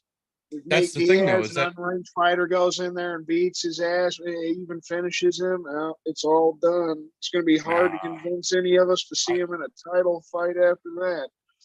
I think that's exactly why they did it, because if for some reason Diaz manages to pull off the unthinkable and beat Khamzat, he's not re-signing. He's not coming back. He's still leaving. So then after Diaz is gone, they can just blame that on who the fuck knew Nate Diaz was going to come out and do that, and then move right along like it never fucking happened. Nate Diaz won't be there to argue anymore. I still wouldn't. I that under think the us rug and- fans would riot if they put Hamzat in the title if he goes and gets knocked out by Nate, right? He I would mean, have to at do this something point else to with- work his way back up there, even if he's looked good. I kind of feel like at this point, win or lose, once Nate and Khamzat fight and Nate is gone, the next fight to make for Khamzat isn't the title either way. It's Nick. Nick wants Just Kamaru as his Finish last Nick's fight. career off too. Fucking Nick wants just have Kamaru as his Hamzat last become the fight. fucking Well, it was Undertaker good of enough the for UFC. Nate. Yeah, because then if he wins, he gets to avenge his brother's loss. If he loses, then he gets one more shot at the other Diaz that's still in the UFC as Wait a Nick's chance minute. to ride off in the Are you sunset. saying he should be the Sakuraba of the Diaz brothers? I absolutely am saying he should Sakuraba the Diaz brothers. Absolutely. Saying Sakuraba the Gracie killer, Hamzat the Diaz killer. I'm saying it. Hey, it's there. It's there to be made if they just want to draw the line. It's there. I don't think it has a snowball's chance in hell of happening, but I don't think it's gonna play out. But I'm I telling like you, where your head. I like where your head's at. Yep. sometimes you got to step back and look at the big picture to see the good ones. But so we actually got a weird one. It was an announcement, then it was a cancellation, then it was an announcement again. Originally, right before we get to 279, the week before that, we've got an equally historic card taking place in Paris, the first UFC card in Paris. Well, originally we were going to see Caitlin Chookagian versus Manon Fiorot in Paris, which is a fucking spectacular matchup. Well, Chookagian gonna Chookagian, and she fucked around and pulled out. So Jessica Andrade stepped up. Well, then Lauren Murphy and Miesha Tate happened, and Lauren said, "I'm gonna be cage side watching Jessica Andrade and Manon Fiorot next week or fucking whatever in Paris to see who I'm fighting next for that contender status." Well, then we found out this week. Guess what? Andrade is fucking hurt. Now Andrade is out. So it gets fucking weirder. Not only did Chookagian fuck around and pull out, and then Andrade stepped in, and now Andrade has fucked around, got hurt, and had to pull out. But Chookagian is back in the original booking. It is now once again Caitlin Chookagian versus Manon Fiorot for the fucking UFC Paris card again. What kind What of a fucking fuckery circus. really going on here, right? It's an absolute fucking clown car right there. Yeah. Just ridiculousness over and over. Yeah. So if you guys need more to watch this weekend, there is a one championship card first thing at 5 o'clock tomorrow morning. For those of you who are interested, with Marcus Buchecha on there. So hardcores, there are some fucking notable names on there, but the average sitting at home fan is not going to really give too much of a fuck. There also tomorrow evening, though, is the Bellator 283 card, which we'll talk about again in just a little bit here, as well as the LFA 136 card. And the reason I'm specifically calling out the LFA 136 card is because there are a pair, not one, but two notable fighters that folks might just recognize if they tune into that card. There is the brother and the cousin, both nicknamed Du Bronx, of one Charles Oliveira, making their fights on the LFA card tomorrow night. Both of them not nearly as successful so far as their cousin, but both of them, very much like their cousin, had a rough start to their fucking careers and are starting to turn the tide around, as it were, or turn things over. I believe his cousin referred to it as and I quote, finally getting my shit together. So it's nice to see he is on a 7-fight fucking run. I believe his brother's on a 5-fight run right now.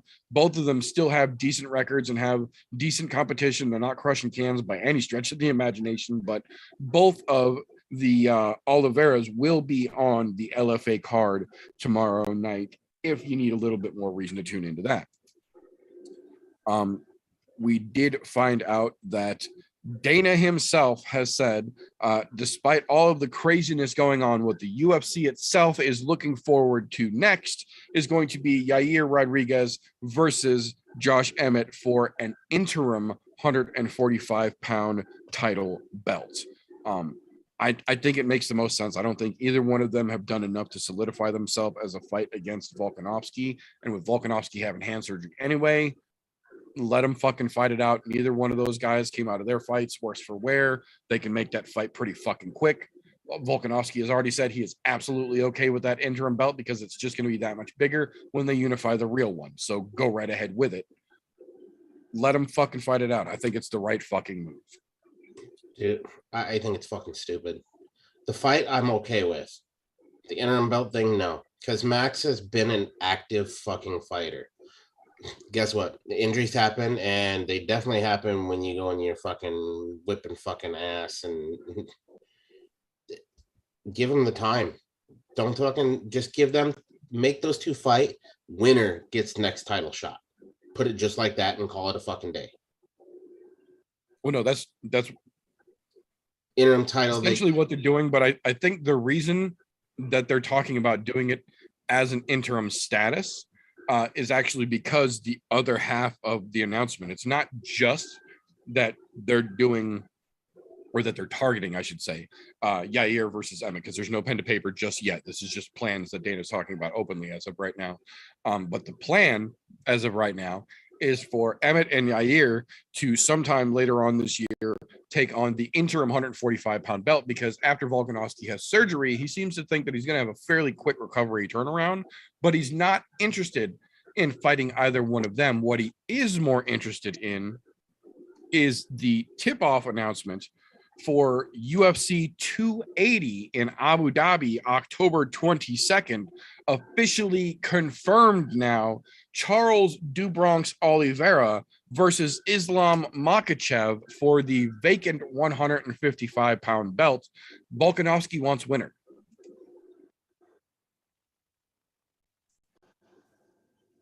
I think, kind of like Galti said, I'm okay with the fight. It's the timing of this that I have an issue with. I'm okay with the fight itself.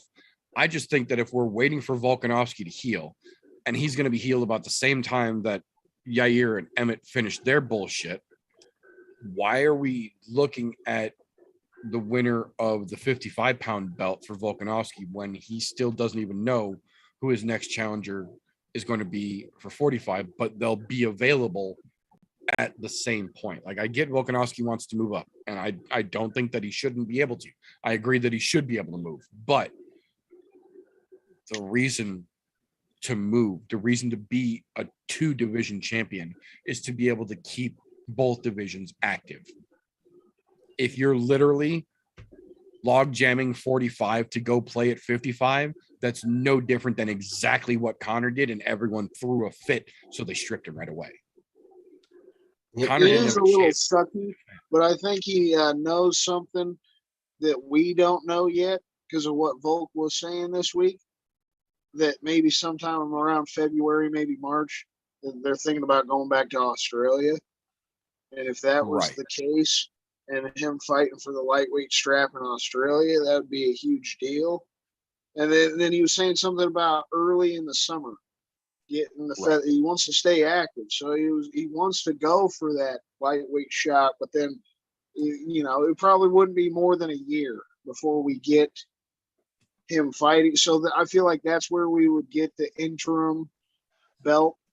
But I also wouldn't want to see them do that at the end of this year, and then that division still sit around, like you're saying, and then that Right. division sit around for another 6 months before we actually get the title shot after an If you got to interim log fight. jam the division that you are the actual champion of to go try and take on another division that has no shortage of fucking challengers ready to legitimately go after that belt. So you're going to jump that line and bottleneck your own division at the same time for that shot.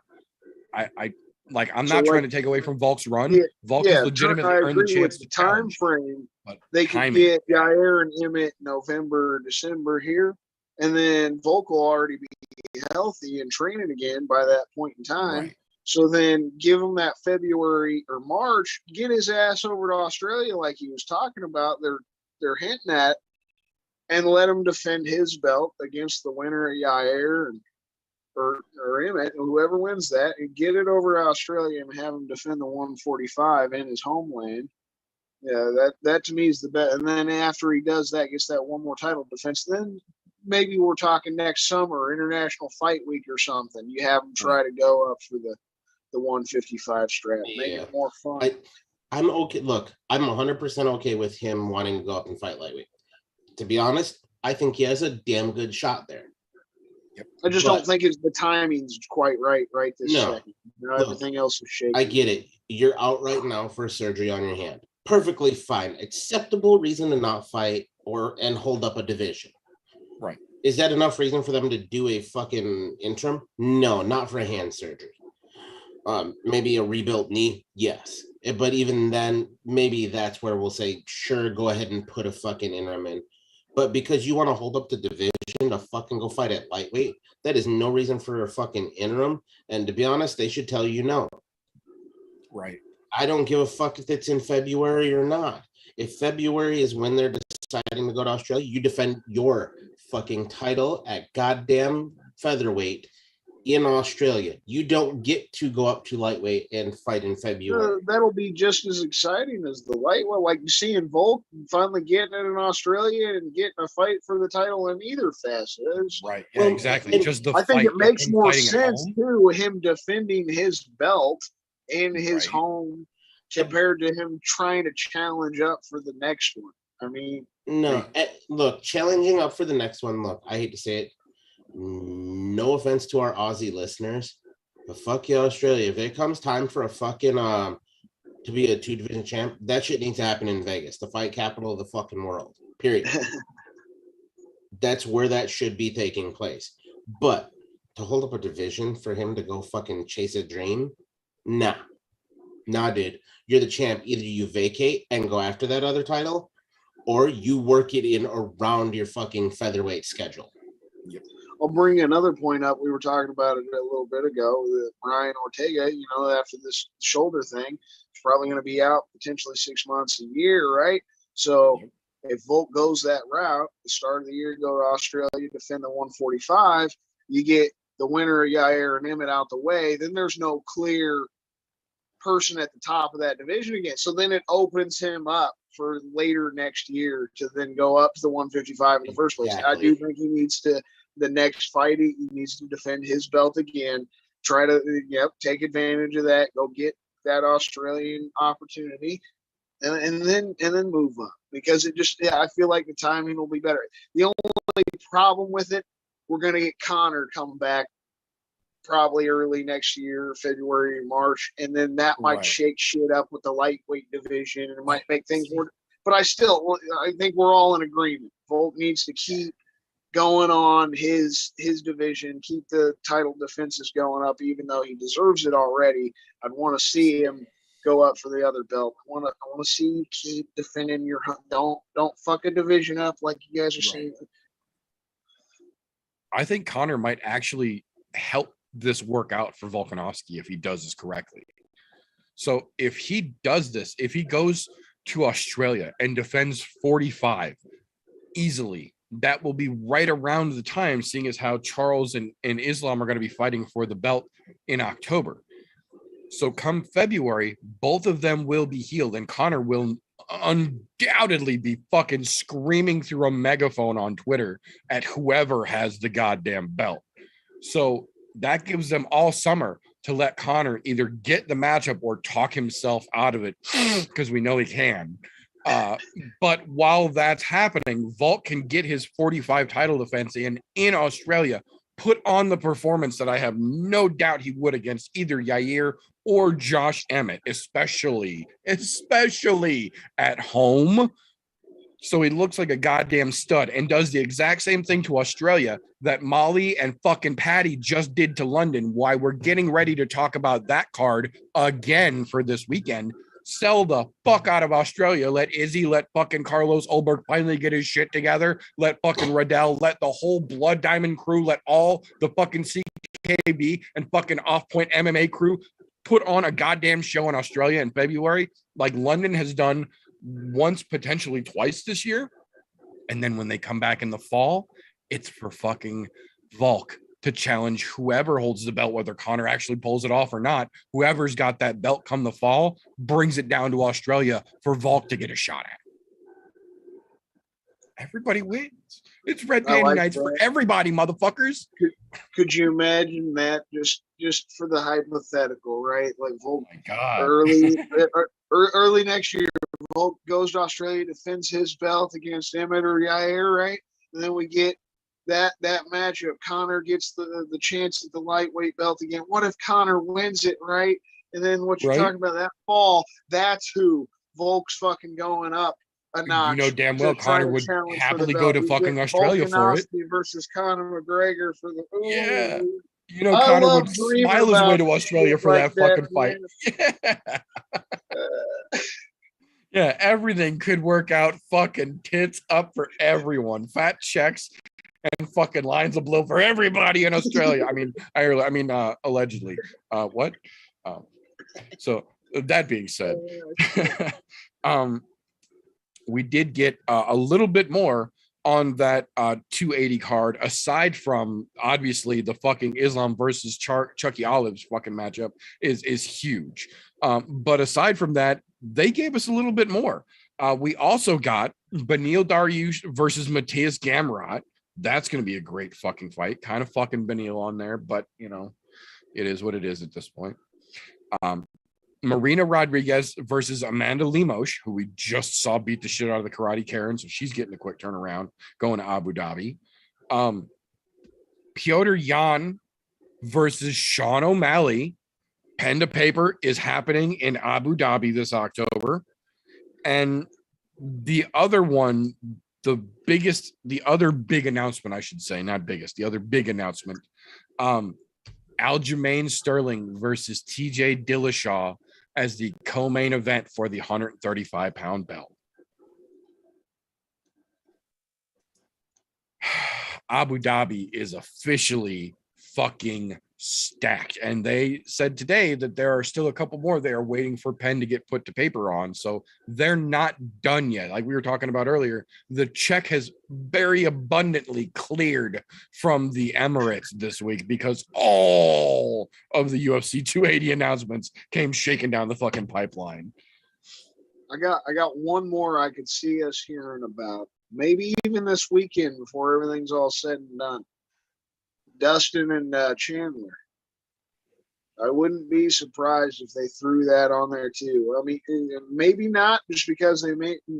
I don't know if Dustin would want to go to Abu Dhabi again, but I don't know. Well, that, and they still got 5 more fucking pay-per-views for the rest of the year they got to fill out, or 6 more pay-per-views. Yeah, So But I mean, like there's we were still talking other about pay-per-views earlier, besides Abu Dhabi and fucking they're 279 in Vegas. fulfilling their counterparts. Their money is being well spent. Yeah, no shit. Couple more quick ones here to run down. The first one, we got official confirmation today that Miles Johns has officially served most of, now that we can talk about, his official 6-month suspension and public warning from USADA because the fucking idiot did not file for a therapeutic use exemption for his Adderall. Yet another fucking fighter who has been in the UFC more than long enough to know that USADA bans Adderall with the exception of a therapeutic use exemption from your fucking doctor. Much like Kevin Lee, Miles Johns said he was just being too fucking lazy and didn't fill out the form, knowing damn well he should have. And so now he's serving a 6-month suspension as a result of it. Fucking idiots. Fucking idiots. Ugh, I've said it before, I'll say it again. Born retarded, can't fix it. Right? So, last ones I want to cruise through here real quick. The first one, we got word that as of the end of next week, if you have not locked in your ESPN Plus contract, and that is something you are interested in doing, you better count your fucking pennies this week, because as of August 1st, ESPN Plus is officially getting raised from $6.99 a month to $9.99 a month, and they are expecting the price of pay-per-views to get raised once again before the end of the year. Ironically enough, though, if you choose the ESPN Plus, Hulu, and Disney bundle, no fucking price change whatsoever. So, take your logic and throw it right out the fucking window. But last one I want to go over here real quick, kind of tying into what we talked about earlier, when we've got issues multiple week after week after week where they're giving out more than $250,000 in fucking bonus money every week repeatedly, and then saying they can't afford to give the whole blankets fighter pay a raise. We got a story this week talking about how after the first time Daniel Cormier and John Jones had a fight, which clearly didn't go Daniel Cormier's way, so he didn't even get his fucking win money, he got home, and one of the only things that helped him keep going was the $1 million bonus check that Dana White sent directly to his house. This is what, 2015? 16-ish? The first time they fought? Long before the UFC was publicly worth $5 billion fucking dollars, they were still able to cut Daniel Cormier a $1 million bonus check despite losing his fight.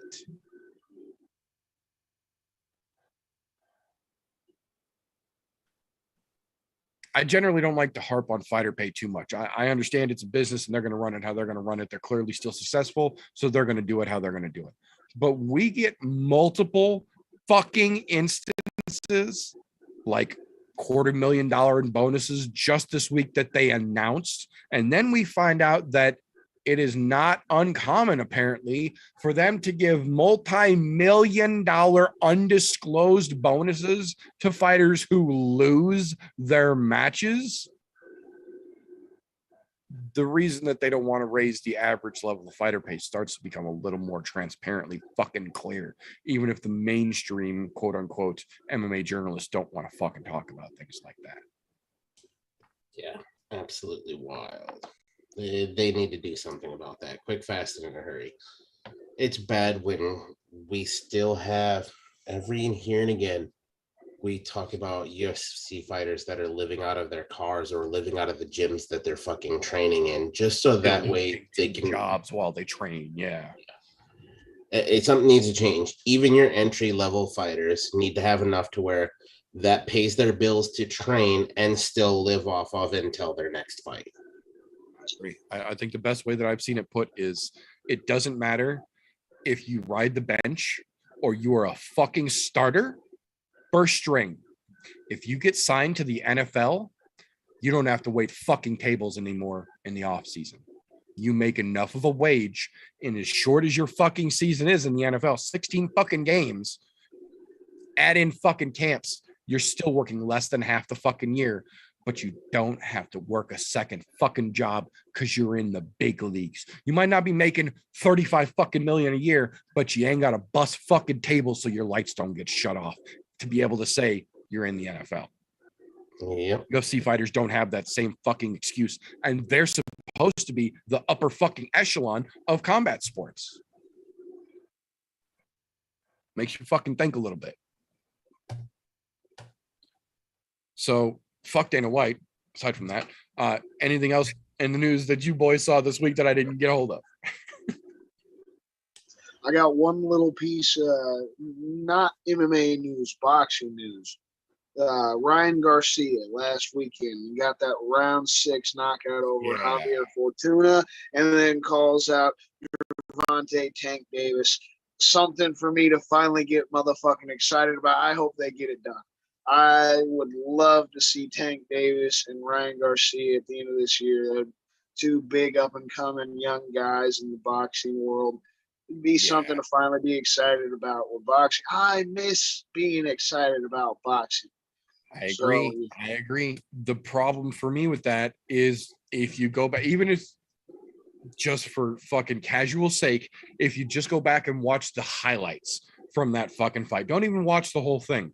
The one time in 6 rounds that Fortuna actually landed a semi-clean shot on Garcia, and you saw him like, whoa, and then like, and then come back too, was the only real good shot he landed in 6 fucking rounds. Whereas there were at least 2 different times during that fight, because I watched that goddamn fight, where Garcia, without doing anything spectacular, just lands a clean 1-2 and almost delayed reaction fucking wobbled Fortuna. Not to mention the drop down in was around 4, where he punched him and stepped back, and then Fortuna fell, but immediately bounced back up like the fucking Scarecrow in the Wizard of Oz.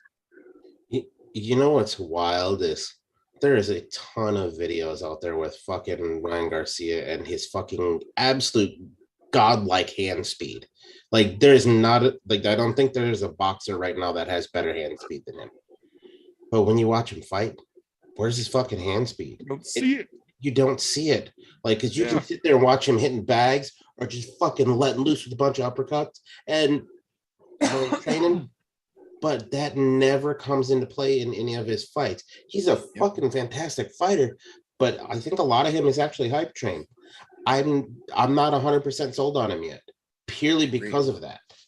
I agree. Well, I feel that way kind of about Tank too. That's why I kind of, like I said, that's why I feel like it's something. The same. Yeah, no, I was just going to say the same like, applies across the board as well.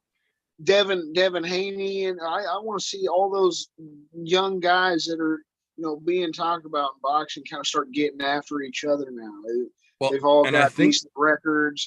And I was going to say, I think something to be excited about. See which one of them is actually with Tank and Garcia here.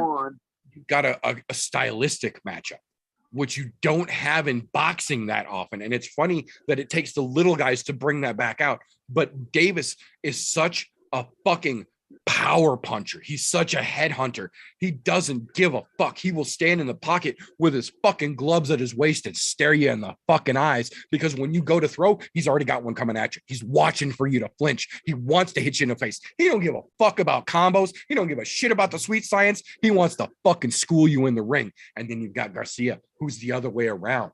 He doesn't have the fucking power. He can't play that game, but he's flashy and he's fast. So he's going to throw a quick 1-2 and he's going to clean a body shot on your fucking ribcage as he steps off and then dances in the fucking ring. And when you put those two together, that's what makes boxing exciting again, in my opinion.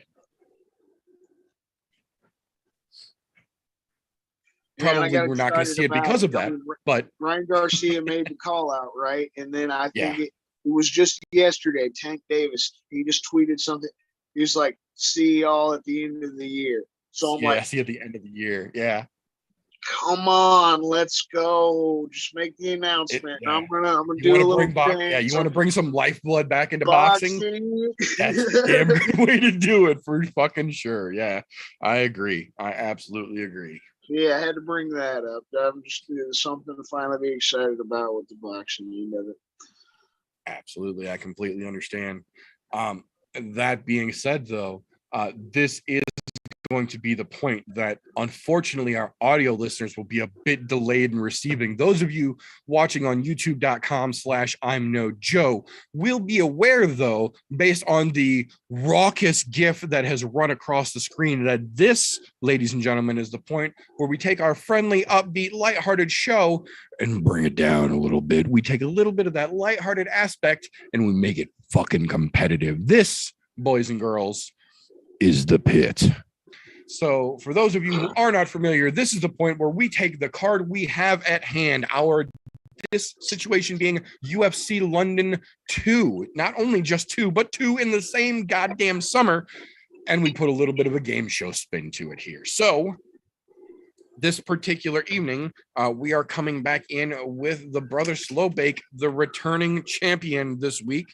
So, sir, we are going to start things off with you. Round one, as we do around here. We are curious, sir. The co-main event this weekend features a substitution, unfortunately, but still an interesting match nonetheless. Unfortunately, Darren Till is not able to make it. Luckily, we did get a step-up substitution in the form of one Chris Action Man Curtis taking on Jack the Joker Hermanson. So I ask you, sir, for our opening round one question, how do you see this co-main event playing out?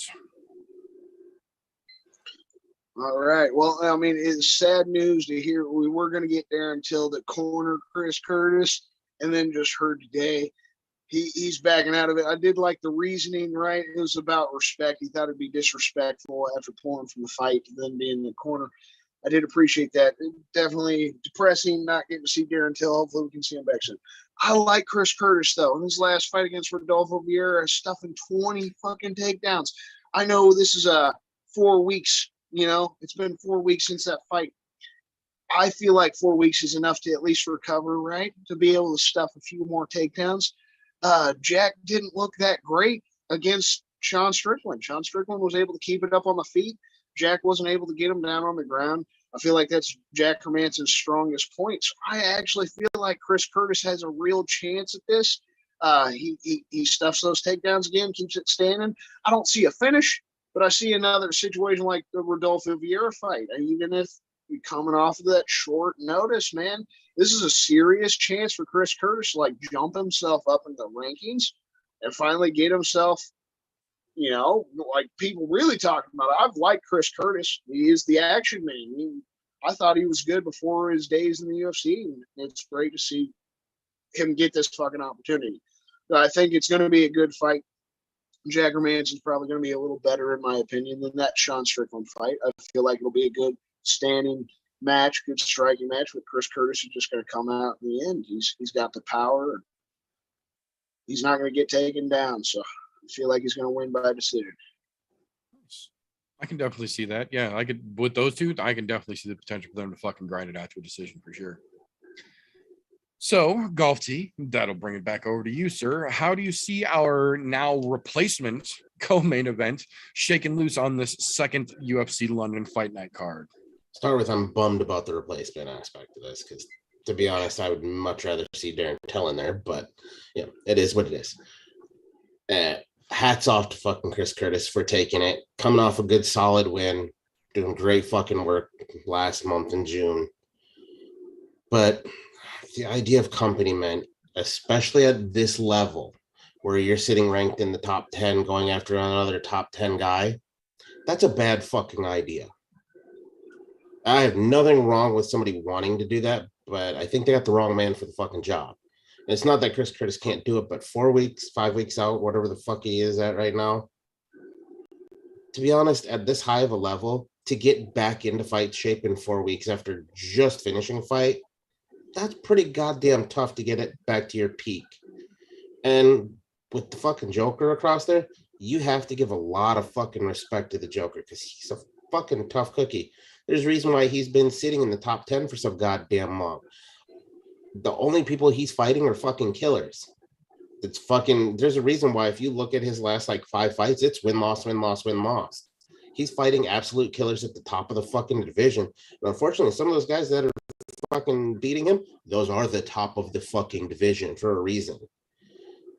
And right now he's coming off a loss. So he's doing another win. If you look at his last fucking 5-6 fights in a row, and Chris Curtis, who's coming off of 4 weeks, 5 weeks removed from a fucking his last bout, I don't think he's going to be in the proper shape he needs to be to put up with a Jack Hermanson and stuff 20 takedowns.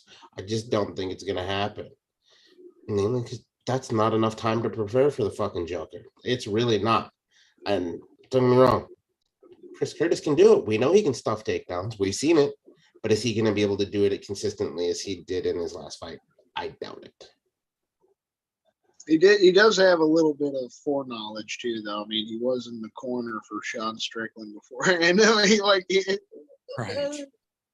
No, I do absolutely agree with Slowbig. I like Chris Curtis. A little fact that I learned this week that I did not previously knew about him. I've been a fan of his for a while now, but I learned this week Chris Curtis actually dropped out of law school to compete as a professional mixed martial artist. Was doing just fine, was well on his way to becoming a fucking lawyer, and decided, you know what? I'd rather punch a motherfucker in the face for a paycheck than wear a fucking suit and walk around a courtroom. Respect. He gets my respect because he's not chasing fucking ambulances, dude. The amount of intelligent people we have seen, the fucking nuclear physicists, literally, and fucking mathematicians of theoretical fucking physics. Like, we have seen some genuinely fucking smart individuals choose the route of violence over the route of academia. And Chris Curtis, I heard on Media Day this week, he was talking about he still drives around a 2006 fucking shitty car, I want to see the success for the guy. Not only do I like him as a fighter, I think he's actually a little more talented than Sean Strickland. And Sean Strickland just beat Jack. I feel like Golf T said, that's the only thing that maybe is against him is the short notice. But he's just shown us that he's so damn good at stuffing the takedown. So I feel like a month is more than fine enough. Well, I can agree with that have to the a strength certain in the degree. legs. With the exception of Rodolfo Vieira, despite his accolades outside of the UFC, does not boast the same level of credentials inside the octagon. Jack Hermanson, although also extremely justifiably credentialed outside the octagon, also has shown inside the octagon he is a very dangerous individual, both on the ground, on the feet, and like Galti said, he generally, when he hits these bumps, it's up, down, and he's coming off a down. I think that Strickland fight was a bad run for him. I feel like he's going to have that chip on his shoulder here. I like Chris Curtis, but I feel like after just stopping 20-something fucking takedowns from Vieira just a couple weeks ago, the takedowns that Hermanson is going to put on him, one, are not going to be the same style or efforted takedowns, but two, if he would have gotten out of that Vieira fight in a round one knockout, I would say he would be ready to come in and give Hermanson a good run for his fucking money and be contested. The fact that it was such a grinding fucking war and he had to stop 20 some odd takedowns, even on 4 weeks, that's a lot of fucking drain on the system. And then you've got a guy who I guarantee you is going to give you every bit of what Rodolfo Vieira gave you plus some on just a, not even a half camp turnaround. I don't know, man. I like Chris Curtis, but I also know what Hermanson is capable of. I wish Chris Curtis the best, but in this situation, I got to give points here to Galti. I think Hermanson is due one, and I think he is just the combination of so fucking solid and so fucking soon after that Vieira fight. This is one of those situations I would be happy to be wrong, but based on what we have seen, I'm inclined to think the Joker is going to make this a hard night for Chris Curtis. Yeah. So I don't even like betting against either one of them because I like both of them. Yeah, that's what I'm saying. Like, I'm a fan of both of these guys, so it's a fucking fight. I'm interested in either way. But And to be honest, it's a great fucking replacement as far as not having Darren Till there. Chris Curtis is a great replacement for the fight, and I'm glad they managed to pull that together. But as far as replacements go, it's solid as fuck. Yeah, like I want to give Chris Curtis the nod after what he did with Pira, but Pira's also not the same wrestler that Hermanson is. Hermanson's a much better fucking wrestler.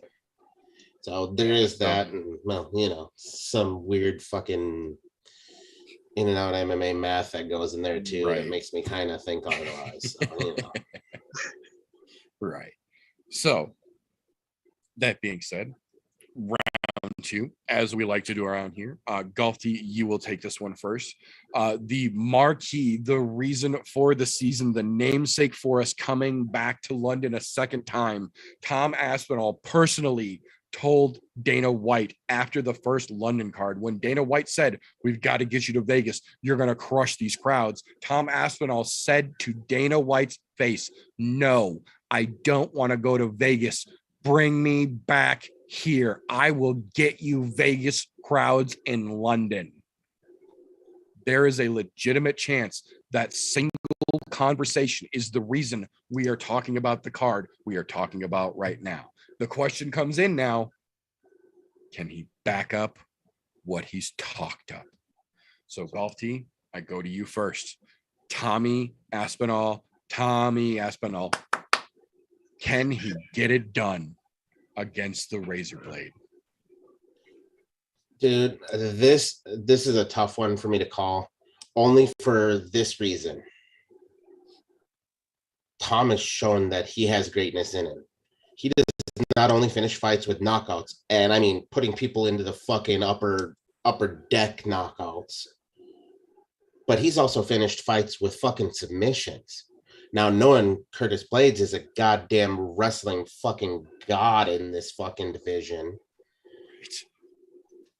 guaranteed Aspinall ends up on his ass at least once or twice. But Curtis Blades has to worry about the submission game because it's obviously there. Albeit Aspinall would much rather just fucking clean your clock and send you off to the fucking ghost realm. He does have the capability of finishing people in the submission realm. So we know there's a legitimate chance there. But do I think he's going to be able to stop Curtis Blades' fucking wrestling? Dude, that's a tough fucking call. But if he's watched any tape, he knows you can hit that motherfucker with an uppercut coming in, a la Derek Lewis, and that dude will fucking sleep. It's a tough fucking call to say that Tom makes an easy walk of this, because I don't think it's going to be easy in any aspect of the fucking word. To be honest, I think Curtis Blades gets it done because his wrestling is so goddamn good. And albeit Aspinall did fight Sergey Spivak, who has great fucking wrestling as well. That's fucking apples and oranges when you're comparing those two fucking wrestling between him and Blades. So I think we're going to see a lot more of Aspinall on his back, and we're going to finally see what Aspinall's actually made of when it comes to the fucking wrestling department. And as much as I hate to say it, generally those fucking guys from goddamn England, they can't wrestle to save their fucking ass. So I think this is where we see Curtis Blades come in, fucking do Curtis Blades thing, take him fucking down, and finish him off on the ground with some ground and pound. Possibly even a submission. But I'm more apt to see the ground and pound or just ride him out like a fucking wet blanket, one of the two. No, I will absolutely agree with you on one thing. The as strange of a statement as it is to make, the best English wrestler that's going to be on this card, like I would say the best English wrestler in the UFC, for my money, is going to be on this card. And he's not on the main card. He's not in this fight. He's not even on the main card. So it ain't Tommy Aspinall. I think it's a good fight, but he definitely ain't the best English wrestler. So he's got his work cut out for him. That's for damn sure. So that brings us over to the other side of the house here. We have got two gigantic motherfuckers getting ready to crack down in UFC London. So how do you, sir, think this one shakes loose in our main event, Brother Slowbake? All right. Well, I remember when you first asked the question, you were kind of asking, how do we see Tom Aspinall, live up to the words, right? Like keep this London fucking vibe going. I feel like you guys are kind of right. He's in between on his wrestling game, but he's got a couple great submissions. I mean, his last fight, getting the first round sub against Volkov, and he's also got a submission against Arlovsky. I mean, he's got some decent work with the submission. So I feel like Curtis is going to try to get it to the ground. That's his game. That's how he's always. I feel like this will grind out a little bit, maybe get into the third round or something like that, and then maybe we'll see Aspinall surprise us again. That's how we're going to keep it, right? Keep that London vibe. That's how he's going to live up, like you asked the first question. I feel like that's what we're going to see. I love me some Tommy Aspinall. I love the chant. I love every aspect of it. I think the vibe of the crowd's going to be fantastic. The fight itself's going to be good. It's going to be back and forth. They're going to get a little fucking bloody. And I feel like once Curtis keeps getting it to the ground, Tom's going to do what he's done to some really fucking good guys in Arlovsky and Volkov and get a crazy ass submission. Keep that momentum going. Give the UFC another fucking reason to keep coming back to London, just like he fucking said, instead of trying to ship him back off to Vegas. I feel like that's what we're going to see. I mean, Curtis Blaydes, don't get me wrong, he's great, and especially great wrestling. But like you also said, we've seen he's got kind of a weak chin. And it's not that I don't like him. I do. I like him as a fighter. I just don't see that potential like I see with Tom Aspinall. This dude, it's like Tai Tuivasa. I only see this guy going fucking up in this heavyweight division. So I'm excited. Yeah, no, I completely agree. I completely agree. As a fellow born and raised Chicagoan, I kind of have to have a little bit of fucking Curtis Blaydes rooting for him in the back of my heart, regardless of how I actually want to fucking play it out. So I got to give him a little bit of benefit of the doubt. But you also have to take into consideration that 7 fights into his career, Tom Aspinall still has not fought one single 3-round fight's worth of time yet. He has only had one fight go past the first round, and that was the gentleman that was on our poor opening gift, Mr. Arlovsky, and that didn't fare well for him once he got outside of that first round, even though he did make it that far. And I will say Curtis Blaydes is undeniably one of the greatest wrestlers in the UFC, hands down, no argument for me whatsoever. The issue that I have with Curtis Blaydes, though, is that at this point in his career, knowing who he's up against and what he has to do to really get himself into that title conversation, he's almost become your mom telling you, we already have Corey Anderson at home. Overtime! We get it. You can fucking chain wrestle. But much like a Corey Anderson, that chin gets suspect because you don't fucking guard it when you shoot in a lot of the times. And much like Francis Ngannou found twice and Derek Lewis found once, Curtis Blaydes' chin is very touchable. As well as having a decent ground game, Tommy Aspinall has a damn good fucking shot on him as well. So not only can he hang, I feel, with the wrestling that Curtis is going to throw at him, I feel like he's smart enough to have seen the tapes and watched that glaring opening that Curtis always presents when he drops his fucking head and shoots in for that fucking power blast. I like Curtis. I got nothing against him. I definitely don't want to see anything bad happen to him. But in this situation, I got to give point for round 2 here to our brother Slowbake. I think Tommy Aspinall has just enough combination of skill and motivation to get him through the danger that Curtis Blaydes is going to present to him. And this is another one where I would also be very happy to be wrong in this prediction, but based off of what we have seen, not just what I feel, this seems to be the right call to me. So round 2, we give to Slowbake here. Now I'm looking forward to listening to it, man. Tommy Aspinall. Right? Yeah, that chant, you know that fucking building's going to be rocking with it's that a lot chant. better than the old Patty the Baddie. Right? Yeah, exactly. Yeah, that fucking O2 Arena is going to be popping Saturday.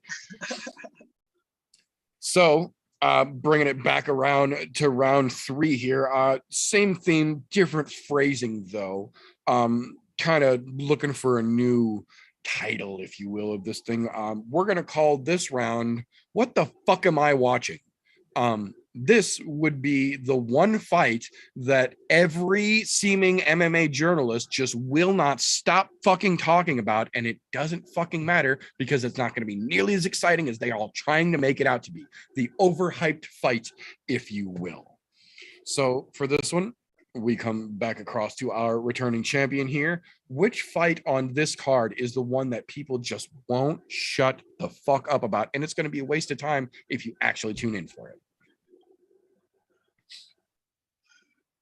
I feel like this one kind of answers itself. Even though I like me some Paddy Pimblett, this is the most overhyped fucking fight on this entire card. Paddy Pimblett versus the Twerk Man. That's what we're getting. We're either going to get Paddy Pimblett is going to get beaten one way or another. We're going to get a mixed guy twerking and, London going up in flames. Or we're going to see Paddy Pimblett get a half-ass victory over another. I don't know about middle of the pack. It's probably the toughest fight he has had to date. Jordan Levitt's pretty good in his grappling and everything, but it's still nothing special. It's not going to get him anywhere. Overall, even if I like the guy, I kind of feel like he's the English version of Conor McGregor. He's a giant hype train, and he's the biggest hype train in the UFC, and he's damn sure overhyped. I haven't seen anything from his previous fights, let alone the guys he's fought, that's shown us that he's going to ever be a champion in the UFC. Or I don't even necessarily think this guy can hold up in top rank. He's in the lightweight division, for fuck's sake. You think about everybody in the top 15 right now. Do we think he can beat anybody in the top 15? Arman Sarukian, Mateusz Gamrot, Beneil Dariush. No, this guy, he's not going anywhere. It is the fucking most overhyped fight. And I mean, that's how they're hyping it up. A dude that likes to twerk and a half-ass skilled guy that's just got a loud mouth like Conor McGregor and just doesn't show up like Conor did, right? There was a reason Conor's star kept growing, because he backed the fucking talk up. And Paddy hasn't shown us anything to back it up yet. Even if he knocks out Jordan Levitt, what's that showing? It's not backing up any of his talk. It's all overhyped. It might be cool to see the finish if Paddy gets a first round finish and backs up the talk a little bit, but it's still nothing doing here. All overhyped. I don't see any other fight on this card that's more overhyped than this one. This might be the most overhyped fight of the whole fucking year. No, I absolutely am inclined to agree. Normally, saying the phrase "the baddie versus the monkey king," you would be doing one of those weird fucking porn searches on the interweb, but this is actually the fucking people's co-main event for the fucking London card. So here we are. But that being said, Golfty, that'll bring us back over to you. Would you pick the "what the fuck am I watching" fight for your side, sir? Generally, I would agree with that statement of Paddy Pimblett and Jordan Levitt. However, that fight's not actually overhyped. The only thing that's overhyped about that is whether we're going to see a teabag a la Modern Warfare 2 style or fucking twerking from somebody who should not be fucking twerking. That is the only thing that's overhyped about it. The fight itself is, well, it's a couple of up-and-comers trying to see what the fuck they're going to do. And God knows nobody wants to see fucking Jordan Levitt jumping fucking to his coach's arms or twerk. And nobody really wants to see Paddy Pimblett teabag anybody other than those people that live in England. The one I will say is overhyped and getting way more fucking attention that is undue because of the fight is actually coming straight out of Paddy's gym. Meatball Molly McCann and fucking Hannah Goldie. There's been more coverage on that fight that is undue because both of those are fucking goddamn soup cans to me. Absolute soup cans. Shouldn't be being covered the way it is, but it's being covered because of Paddy Pimblett. So we're getting way more coverage on this, and the fight still doesn't mean dick between the two of them. Absolute shit show. Yeah, no, I am absolutely inclined to agree. I understand that the Scousers are bringing the entertainment and the eyeballs to the card, but that's also because in both of these situations, the Scousers are fighting fucking soup cans comparatively. I will say Jordan Levitt might be genuinely the toughest fight that Patty has ever had. That being said, Jordan Levitt isn't that much of a fucking test. Hannah Goldie, on the other hand, I don't understand how she got a UFC contract to begin with. She's been wearing that fucking Campbell soup label since back in the goddamn day. She never proved herself to be UFC caliber to begin with and has proved that every opportunity she's had to fail her way up along the fucking journey. So I absolutely agree on both situations here. I think they're both entertaining, but I think both of the fucking Londoners on this card are absolutely fucking overhyped. This situation, though, I do agree more with Golf Tee on this one, though. Patty is getting a lot of hype, but that is stylistically and level wise a little more even. This, on the other hand, is quite literally the UFC throwing an empty Pepsi can to fucking Molly to crush and look like a fucking stud after the elbow she left out with last time. So I am giving the point for round 3 here to Golf Tee for the Molly call. I don't want to take anything against Molly's last win, but that even a blind squirrel finds a nut once in a while. Yeah, if you go back and rewatch that fight, I like to rephrase it as they gave her the cheerleader effect in that fight. When you're zoomed in on just the hottie, damn, does she look good? But when you pull back a little bit and you look at the whole picture, sometimes the hotness fades the fuck away. Molly's elbow is kind of like that. It was great in the moment if you're only looking at the highlight of the elbow. If you back up to the entirety of the fight, you're like, why was that impressive? So yeah, I agree. That's a 2 at 10 and a 10 at 2 situation. Right? Yeah, no shit. But with things being how they were and how they are around here, round 4, we flip that coin onto its fucking head. So round 4, we are calling, hey, Mo, get in here! Which fight is no one talking about that is just going to absolutely blow these British turnstile doors completely off the fucking arena? Golf Tee, you get this one first, sir. Which one is no one talking about and everyone fucking should be? Dude, the biggest missed opportunity for everyone to talk about, the fucking Bear Jew and Volkan Ozdemir. Why the fuck are we not getting more coverage on that? And why is that not in at least the fucking, at a bare minimum, the goddamn People's Co-Main event? To be honest, I think this is a better fight than Jack Hermanson and Chris Curtis. There's a lot of fucking shit that can go on there. We know the Bear Jew is willing to take some punches just so he can sub somebody. And Volkan Ozdemir is more than willing to dish those motherfuckers out. This has a lot of fucking just potential for fireworks that I don't think the co-main event has right now. I mean, don't get me wrong, the co-main event has them, but not to this extent for me. Like, what's going on here? It's not being talked about because why? It's another UK fucking fighter versus a guy out of Switzerland. There should be a lot more fucking hype on this fight than what there is, especially being as they're both top 10 ranked fucking fighters in that goddamn division. What the fuck are we looking at when we're looking at these guys that are fucking light heavyweights and they're not getting this kind of attention where they should be? Instead, we get a People's Co-Main event on Paddy Pimblett and Jordan Levin. Get fucked. Yeah, no, I absolutely agree. The fact that Paul Craig and Volkan Ozdemir are ranked exactly the same as the co-main event, but they're the card opener. Like, I'm hard pressed to decide whether that's an insult to those guys or it's a statement of faith in how great they assume this fight is going to be, that it's going to lock people in to the London card. So either way, I agree. It's not getting nearly enough fucking talk. That being said, that'll bring us back over to the other side of the house here. So, Brother Slowbake, of all these crazy fucking matchups we have got in here on this London card, which one of these are you absolutely going to lose your fucking voice screaming for everybody to get the fuck in there and pay attention to? All right, and for me, and I'm throwing this out there just because I'm choosing this as my fight of the night. is the fight I'm the most excited to see, and I think we might wind up seeing as the best fucking fight, the best turnaround. Nikita Krylov versus Alexander Gustafsson. I am excited to see Gus back. It's been almost 2 years since his last fight.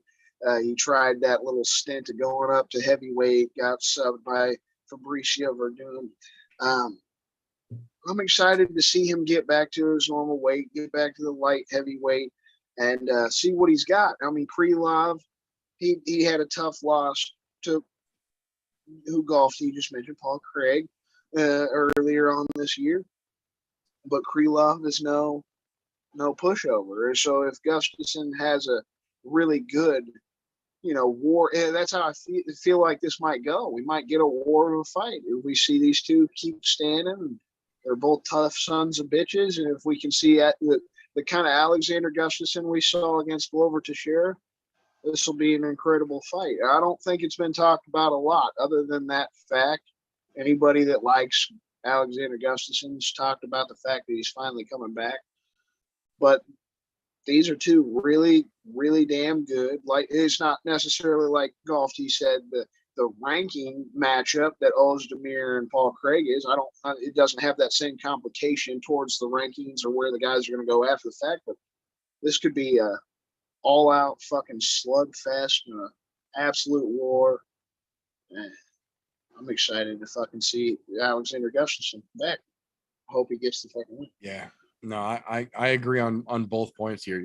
You can't, if you're a fan of MMA for more than the last 3 days, you almost have to be excited about a Paul Craig fight, no matter who the fuck is on the other side of the fucking cage from him. But the fact that seemingly fucking no one in the MMA journalism world has made, in my opinion at least, a justifiably large enough stink about the fact that the fucking Mauler is coming back to 205 and has spent the better part of this summer training with arguably the best fucking people he possibly could have to make that return to 205. And again, Nikita Krylov is no fucking slouch. It's not like the Bear Jew gave him one-way fucking traffic. That was a hard fucking fought match as well. I have long been a fucking big fan of Nikita Krylov, but Gus coming back to 205 in what could be his resurgence in light heavyweight now, that's my fucking oh shit, pay attention as well. I'm right there with you. So I've exciting, not talked about enough. I've this week. got to give points for round 4 here to the brothers Slow Bake. Undeniably, that is such a fucking spectacular matchup. I mean, yeah, I labeled it down, and I feel like it's the fight of the night. And I know if you pay attention to mine and Vinny's fucking little podcast, we've been doing that little bet on blood, whatever fight we think is going to wind up being the bloodiest. I'm taking this one. I think this is going to be the bloodiest and most exciting fight, man. I think it's a safe fucking call for it. This has got potential fight of the night all over it, in my opinion. So if you've been keeping up and paying attention and you can maths, you will know that means we are now tied 2-2, bringing us to the sudden death winner take all round here. And as we do around here, the sudden death winner take all round has nothing to do with the card that we are here talking about. So in the theme that folks may have been pulling along with, we're going to stay kind of in that same vein. But before we get there, we have a champion's prerogative to decide here. Brother Slowbig, you are the returning champion, so you get to decide, are you answering the question first or are you giving Golfty the question first? I'm going to go with last week. Last week was very nice getting that second answer, so I'm going to make Golfty go ahead and answer first. Let's see how this goes. All right, so Golfty, this will have you opening our final round here. As we've been talking about a little bit over the course of this summer, the UFC is just stacking pay-per-views out. And the news segment today was no fucking example of anything other than that exact fact. 279 and 280 just got loaded this week. So We know Abu Dhabi is pretty much locked up. We know that fucking 279 in Vegas is pretty much locked up. We're running out of pay-per-view spots here, but we've still got just a couple. And the one that I personally am most intrigued in, the most interested in, is our final pay-per-view headline of 2022. The last December UFC pay-per-view now needs a headliner. And we know it's not going to be Conor McGregor. We know it's not going to be Francis Ngannou. But there's a lot of options still on the table. And with all the crazy announcements we got today, my question for you, gentlemen, who the fuck headlines our December pay-per-view now?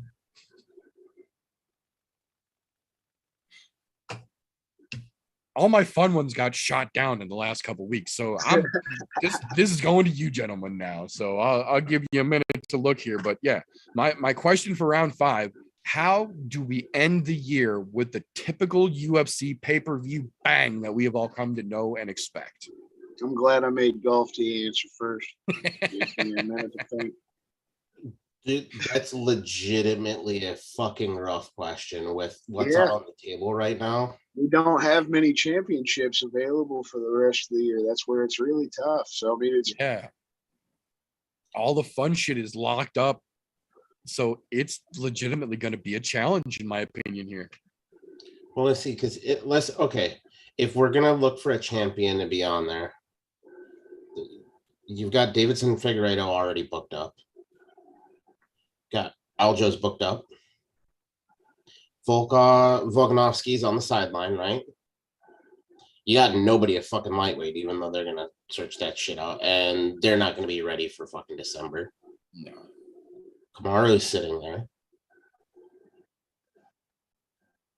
Israel could possibly, but I doubt it.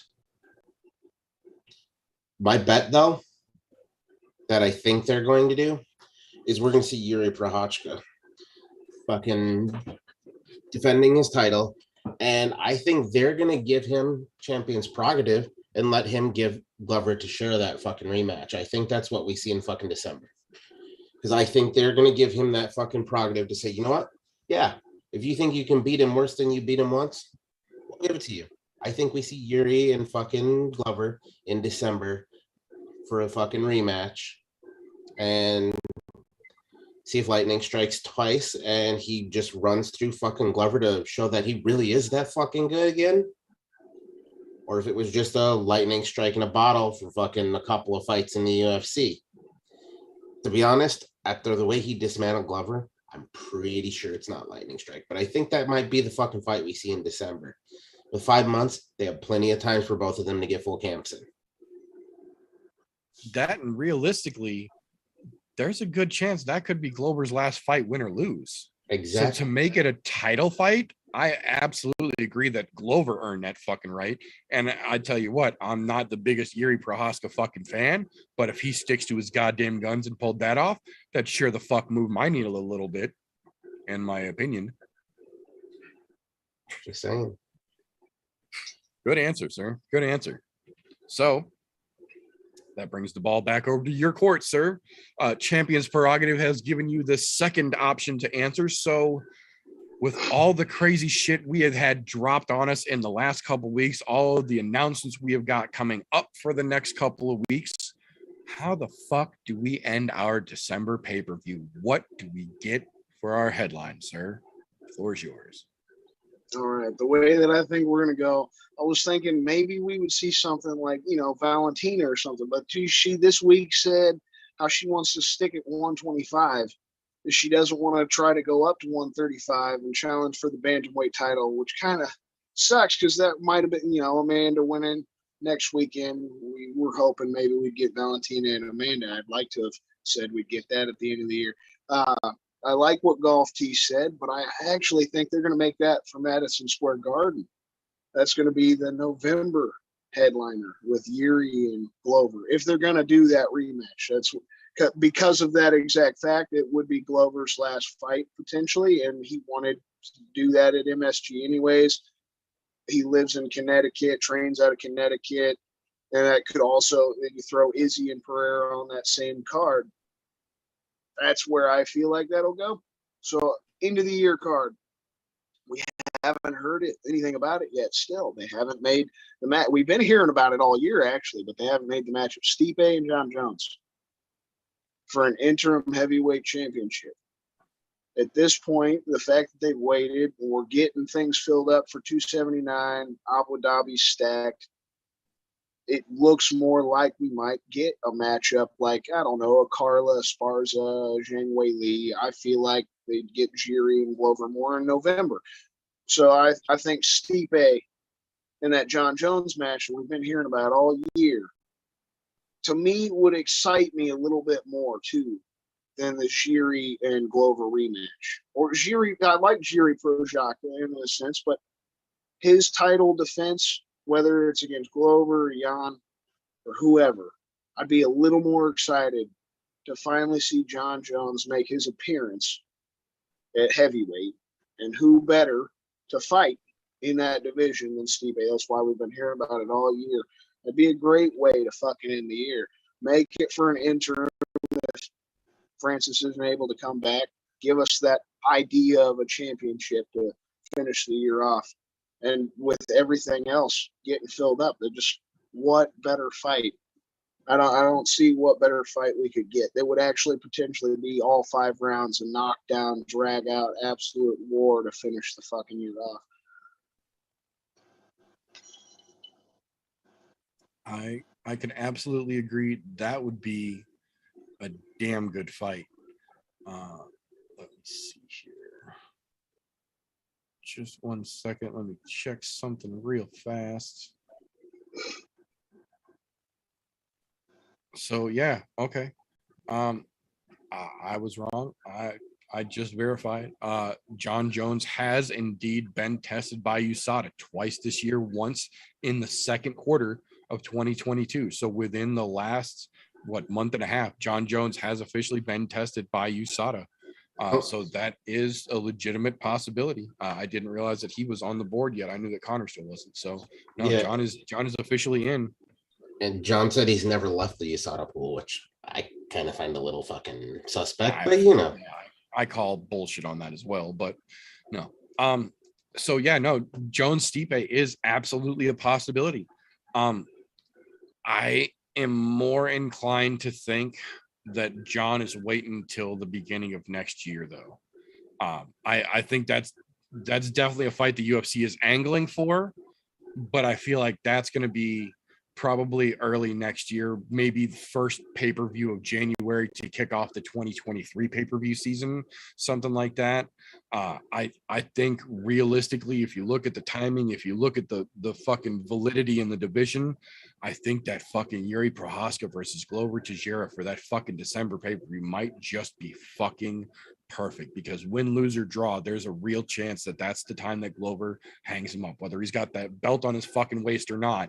He's already said he only has 2 more in him, and that was before the fucking last Yuri fight.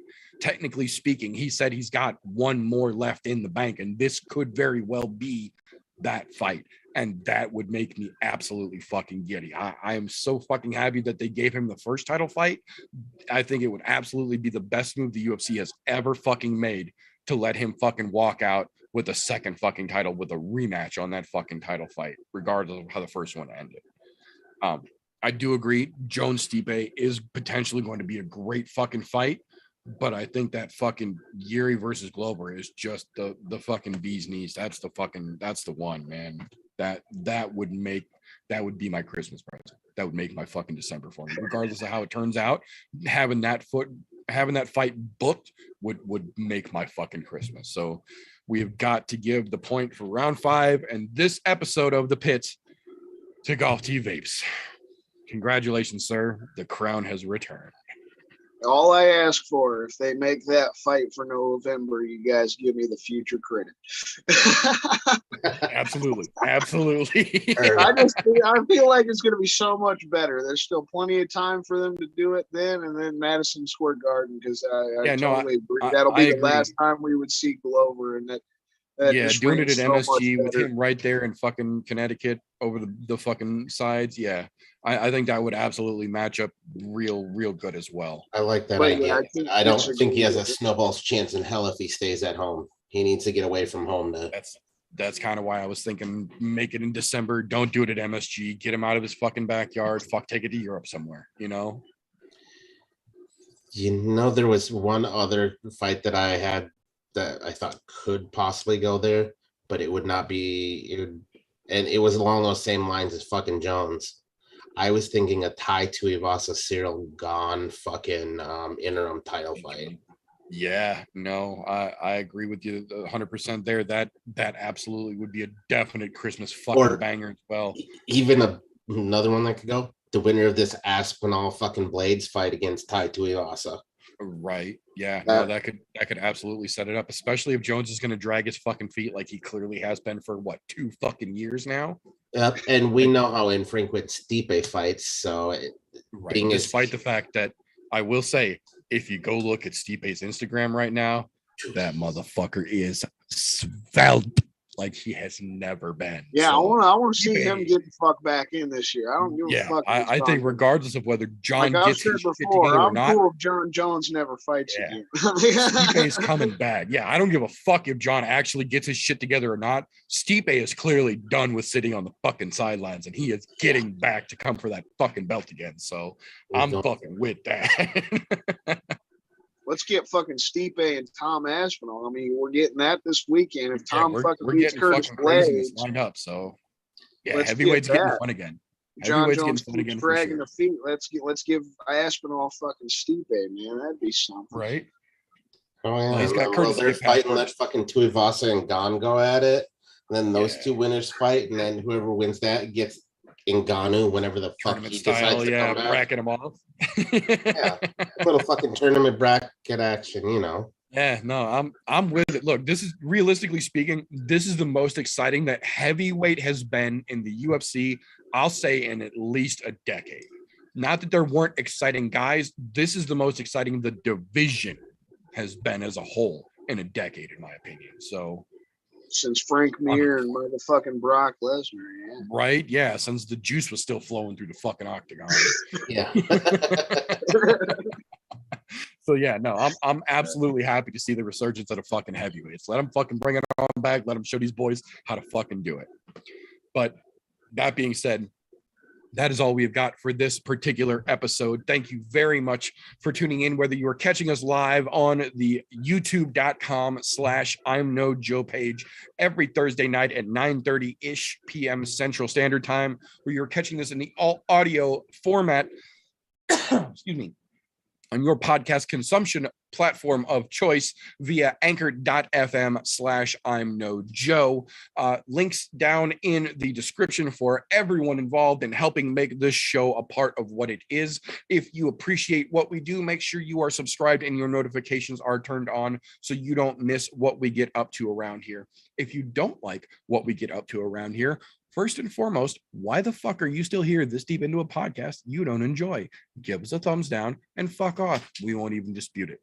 That being said, if you do like what we do and you want to help us do what we do, the best way for you to do that is patreon.com/I'mNoJoe. For as little as $1 a month, it gets your name on a thank you at the end of the screen, helps us do what we do around here, and gives you access to behind the scenes, unaired, and literally unairable things. I'm not going to tell you exactly what's there. What I will say is that we are the only podcast I am aware of that was literally too hot for OnlyFans. And what OnlyFans wouldn't take, Patreon happily accepts. Spend your dollar, see what we got. Wink. That being said, we are going to call that all for this particular episode. So thank you to everyone who tuned in, whether you're watching us on YouTube, you're listening to us on Anchor, or whatever podcast you choose. We appreciate each and every one of you who has been a part of this journey so far. Train keeps on rolling. That being said, don't let ignorance stop you. You can root for anything, unless it's the Ellen Show making a comeback.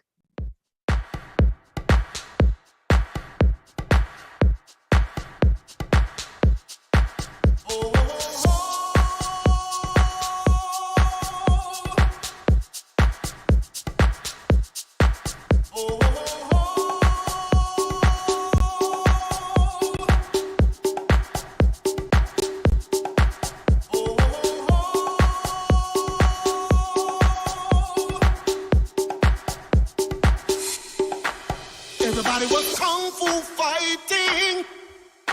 Those kids were fast as lightning. In fact, it was a little bit frightening.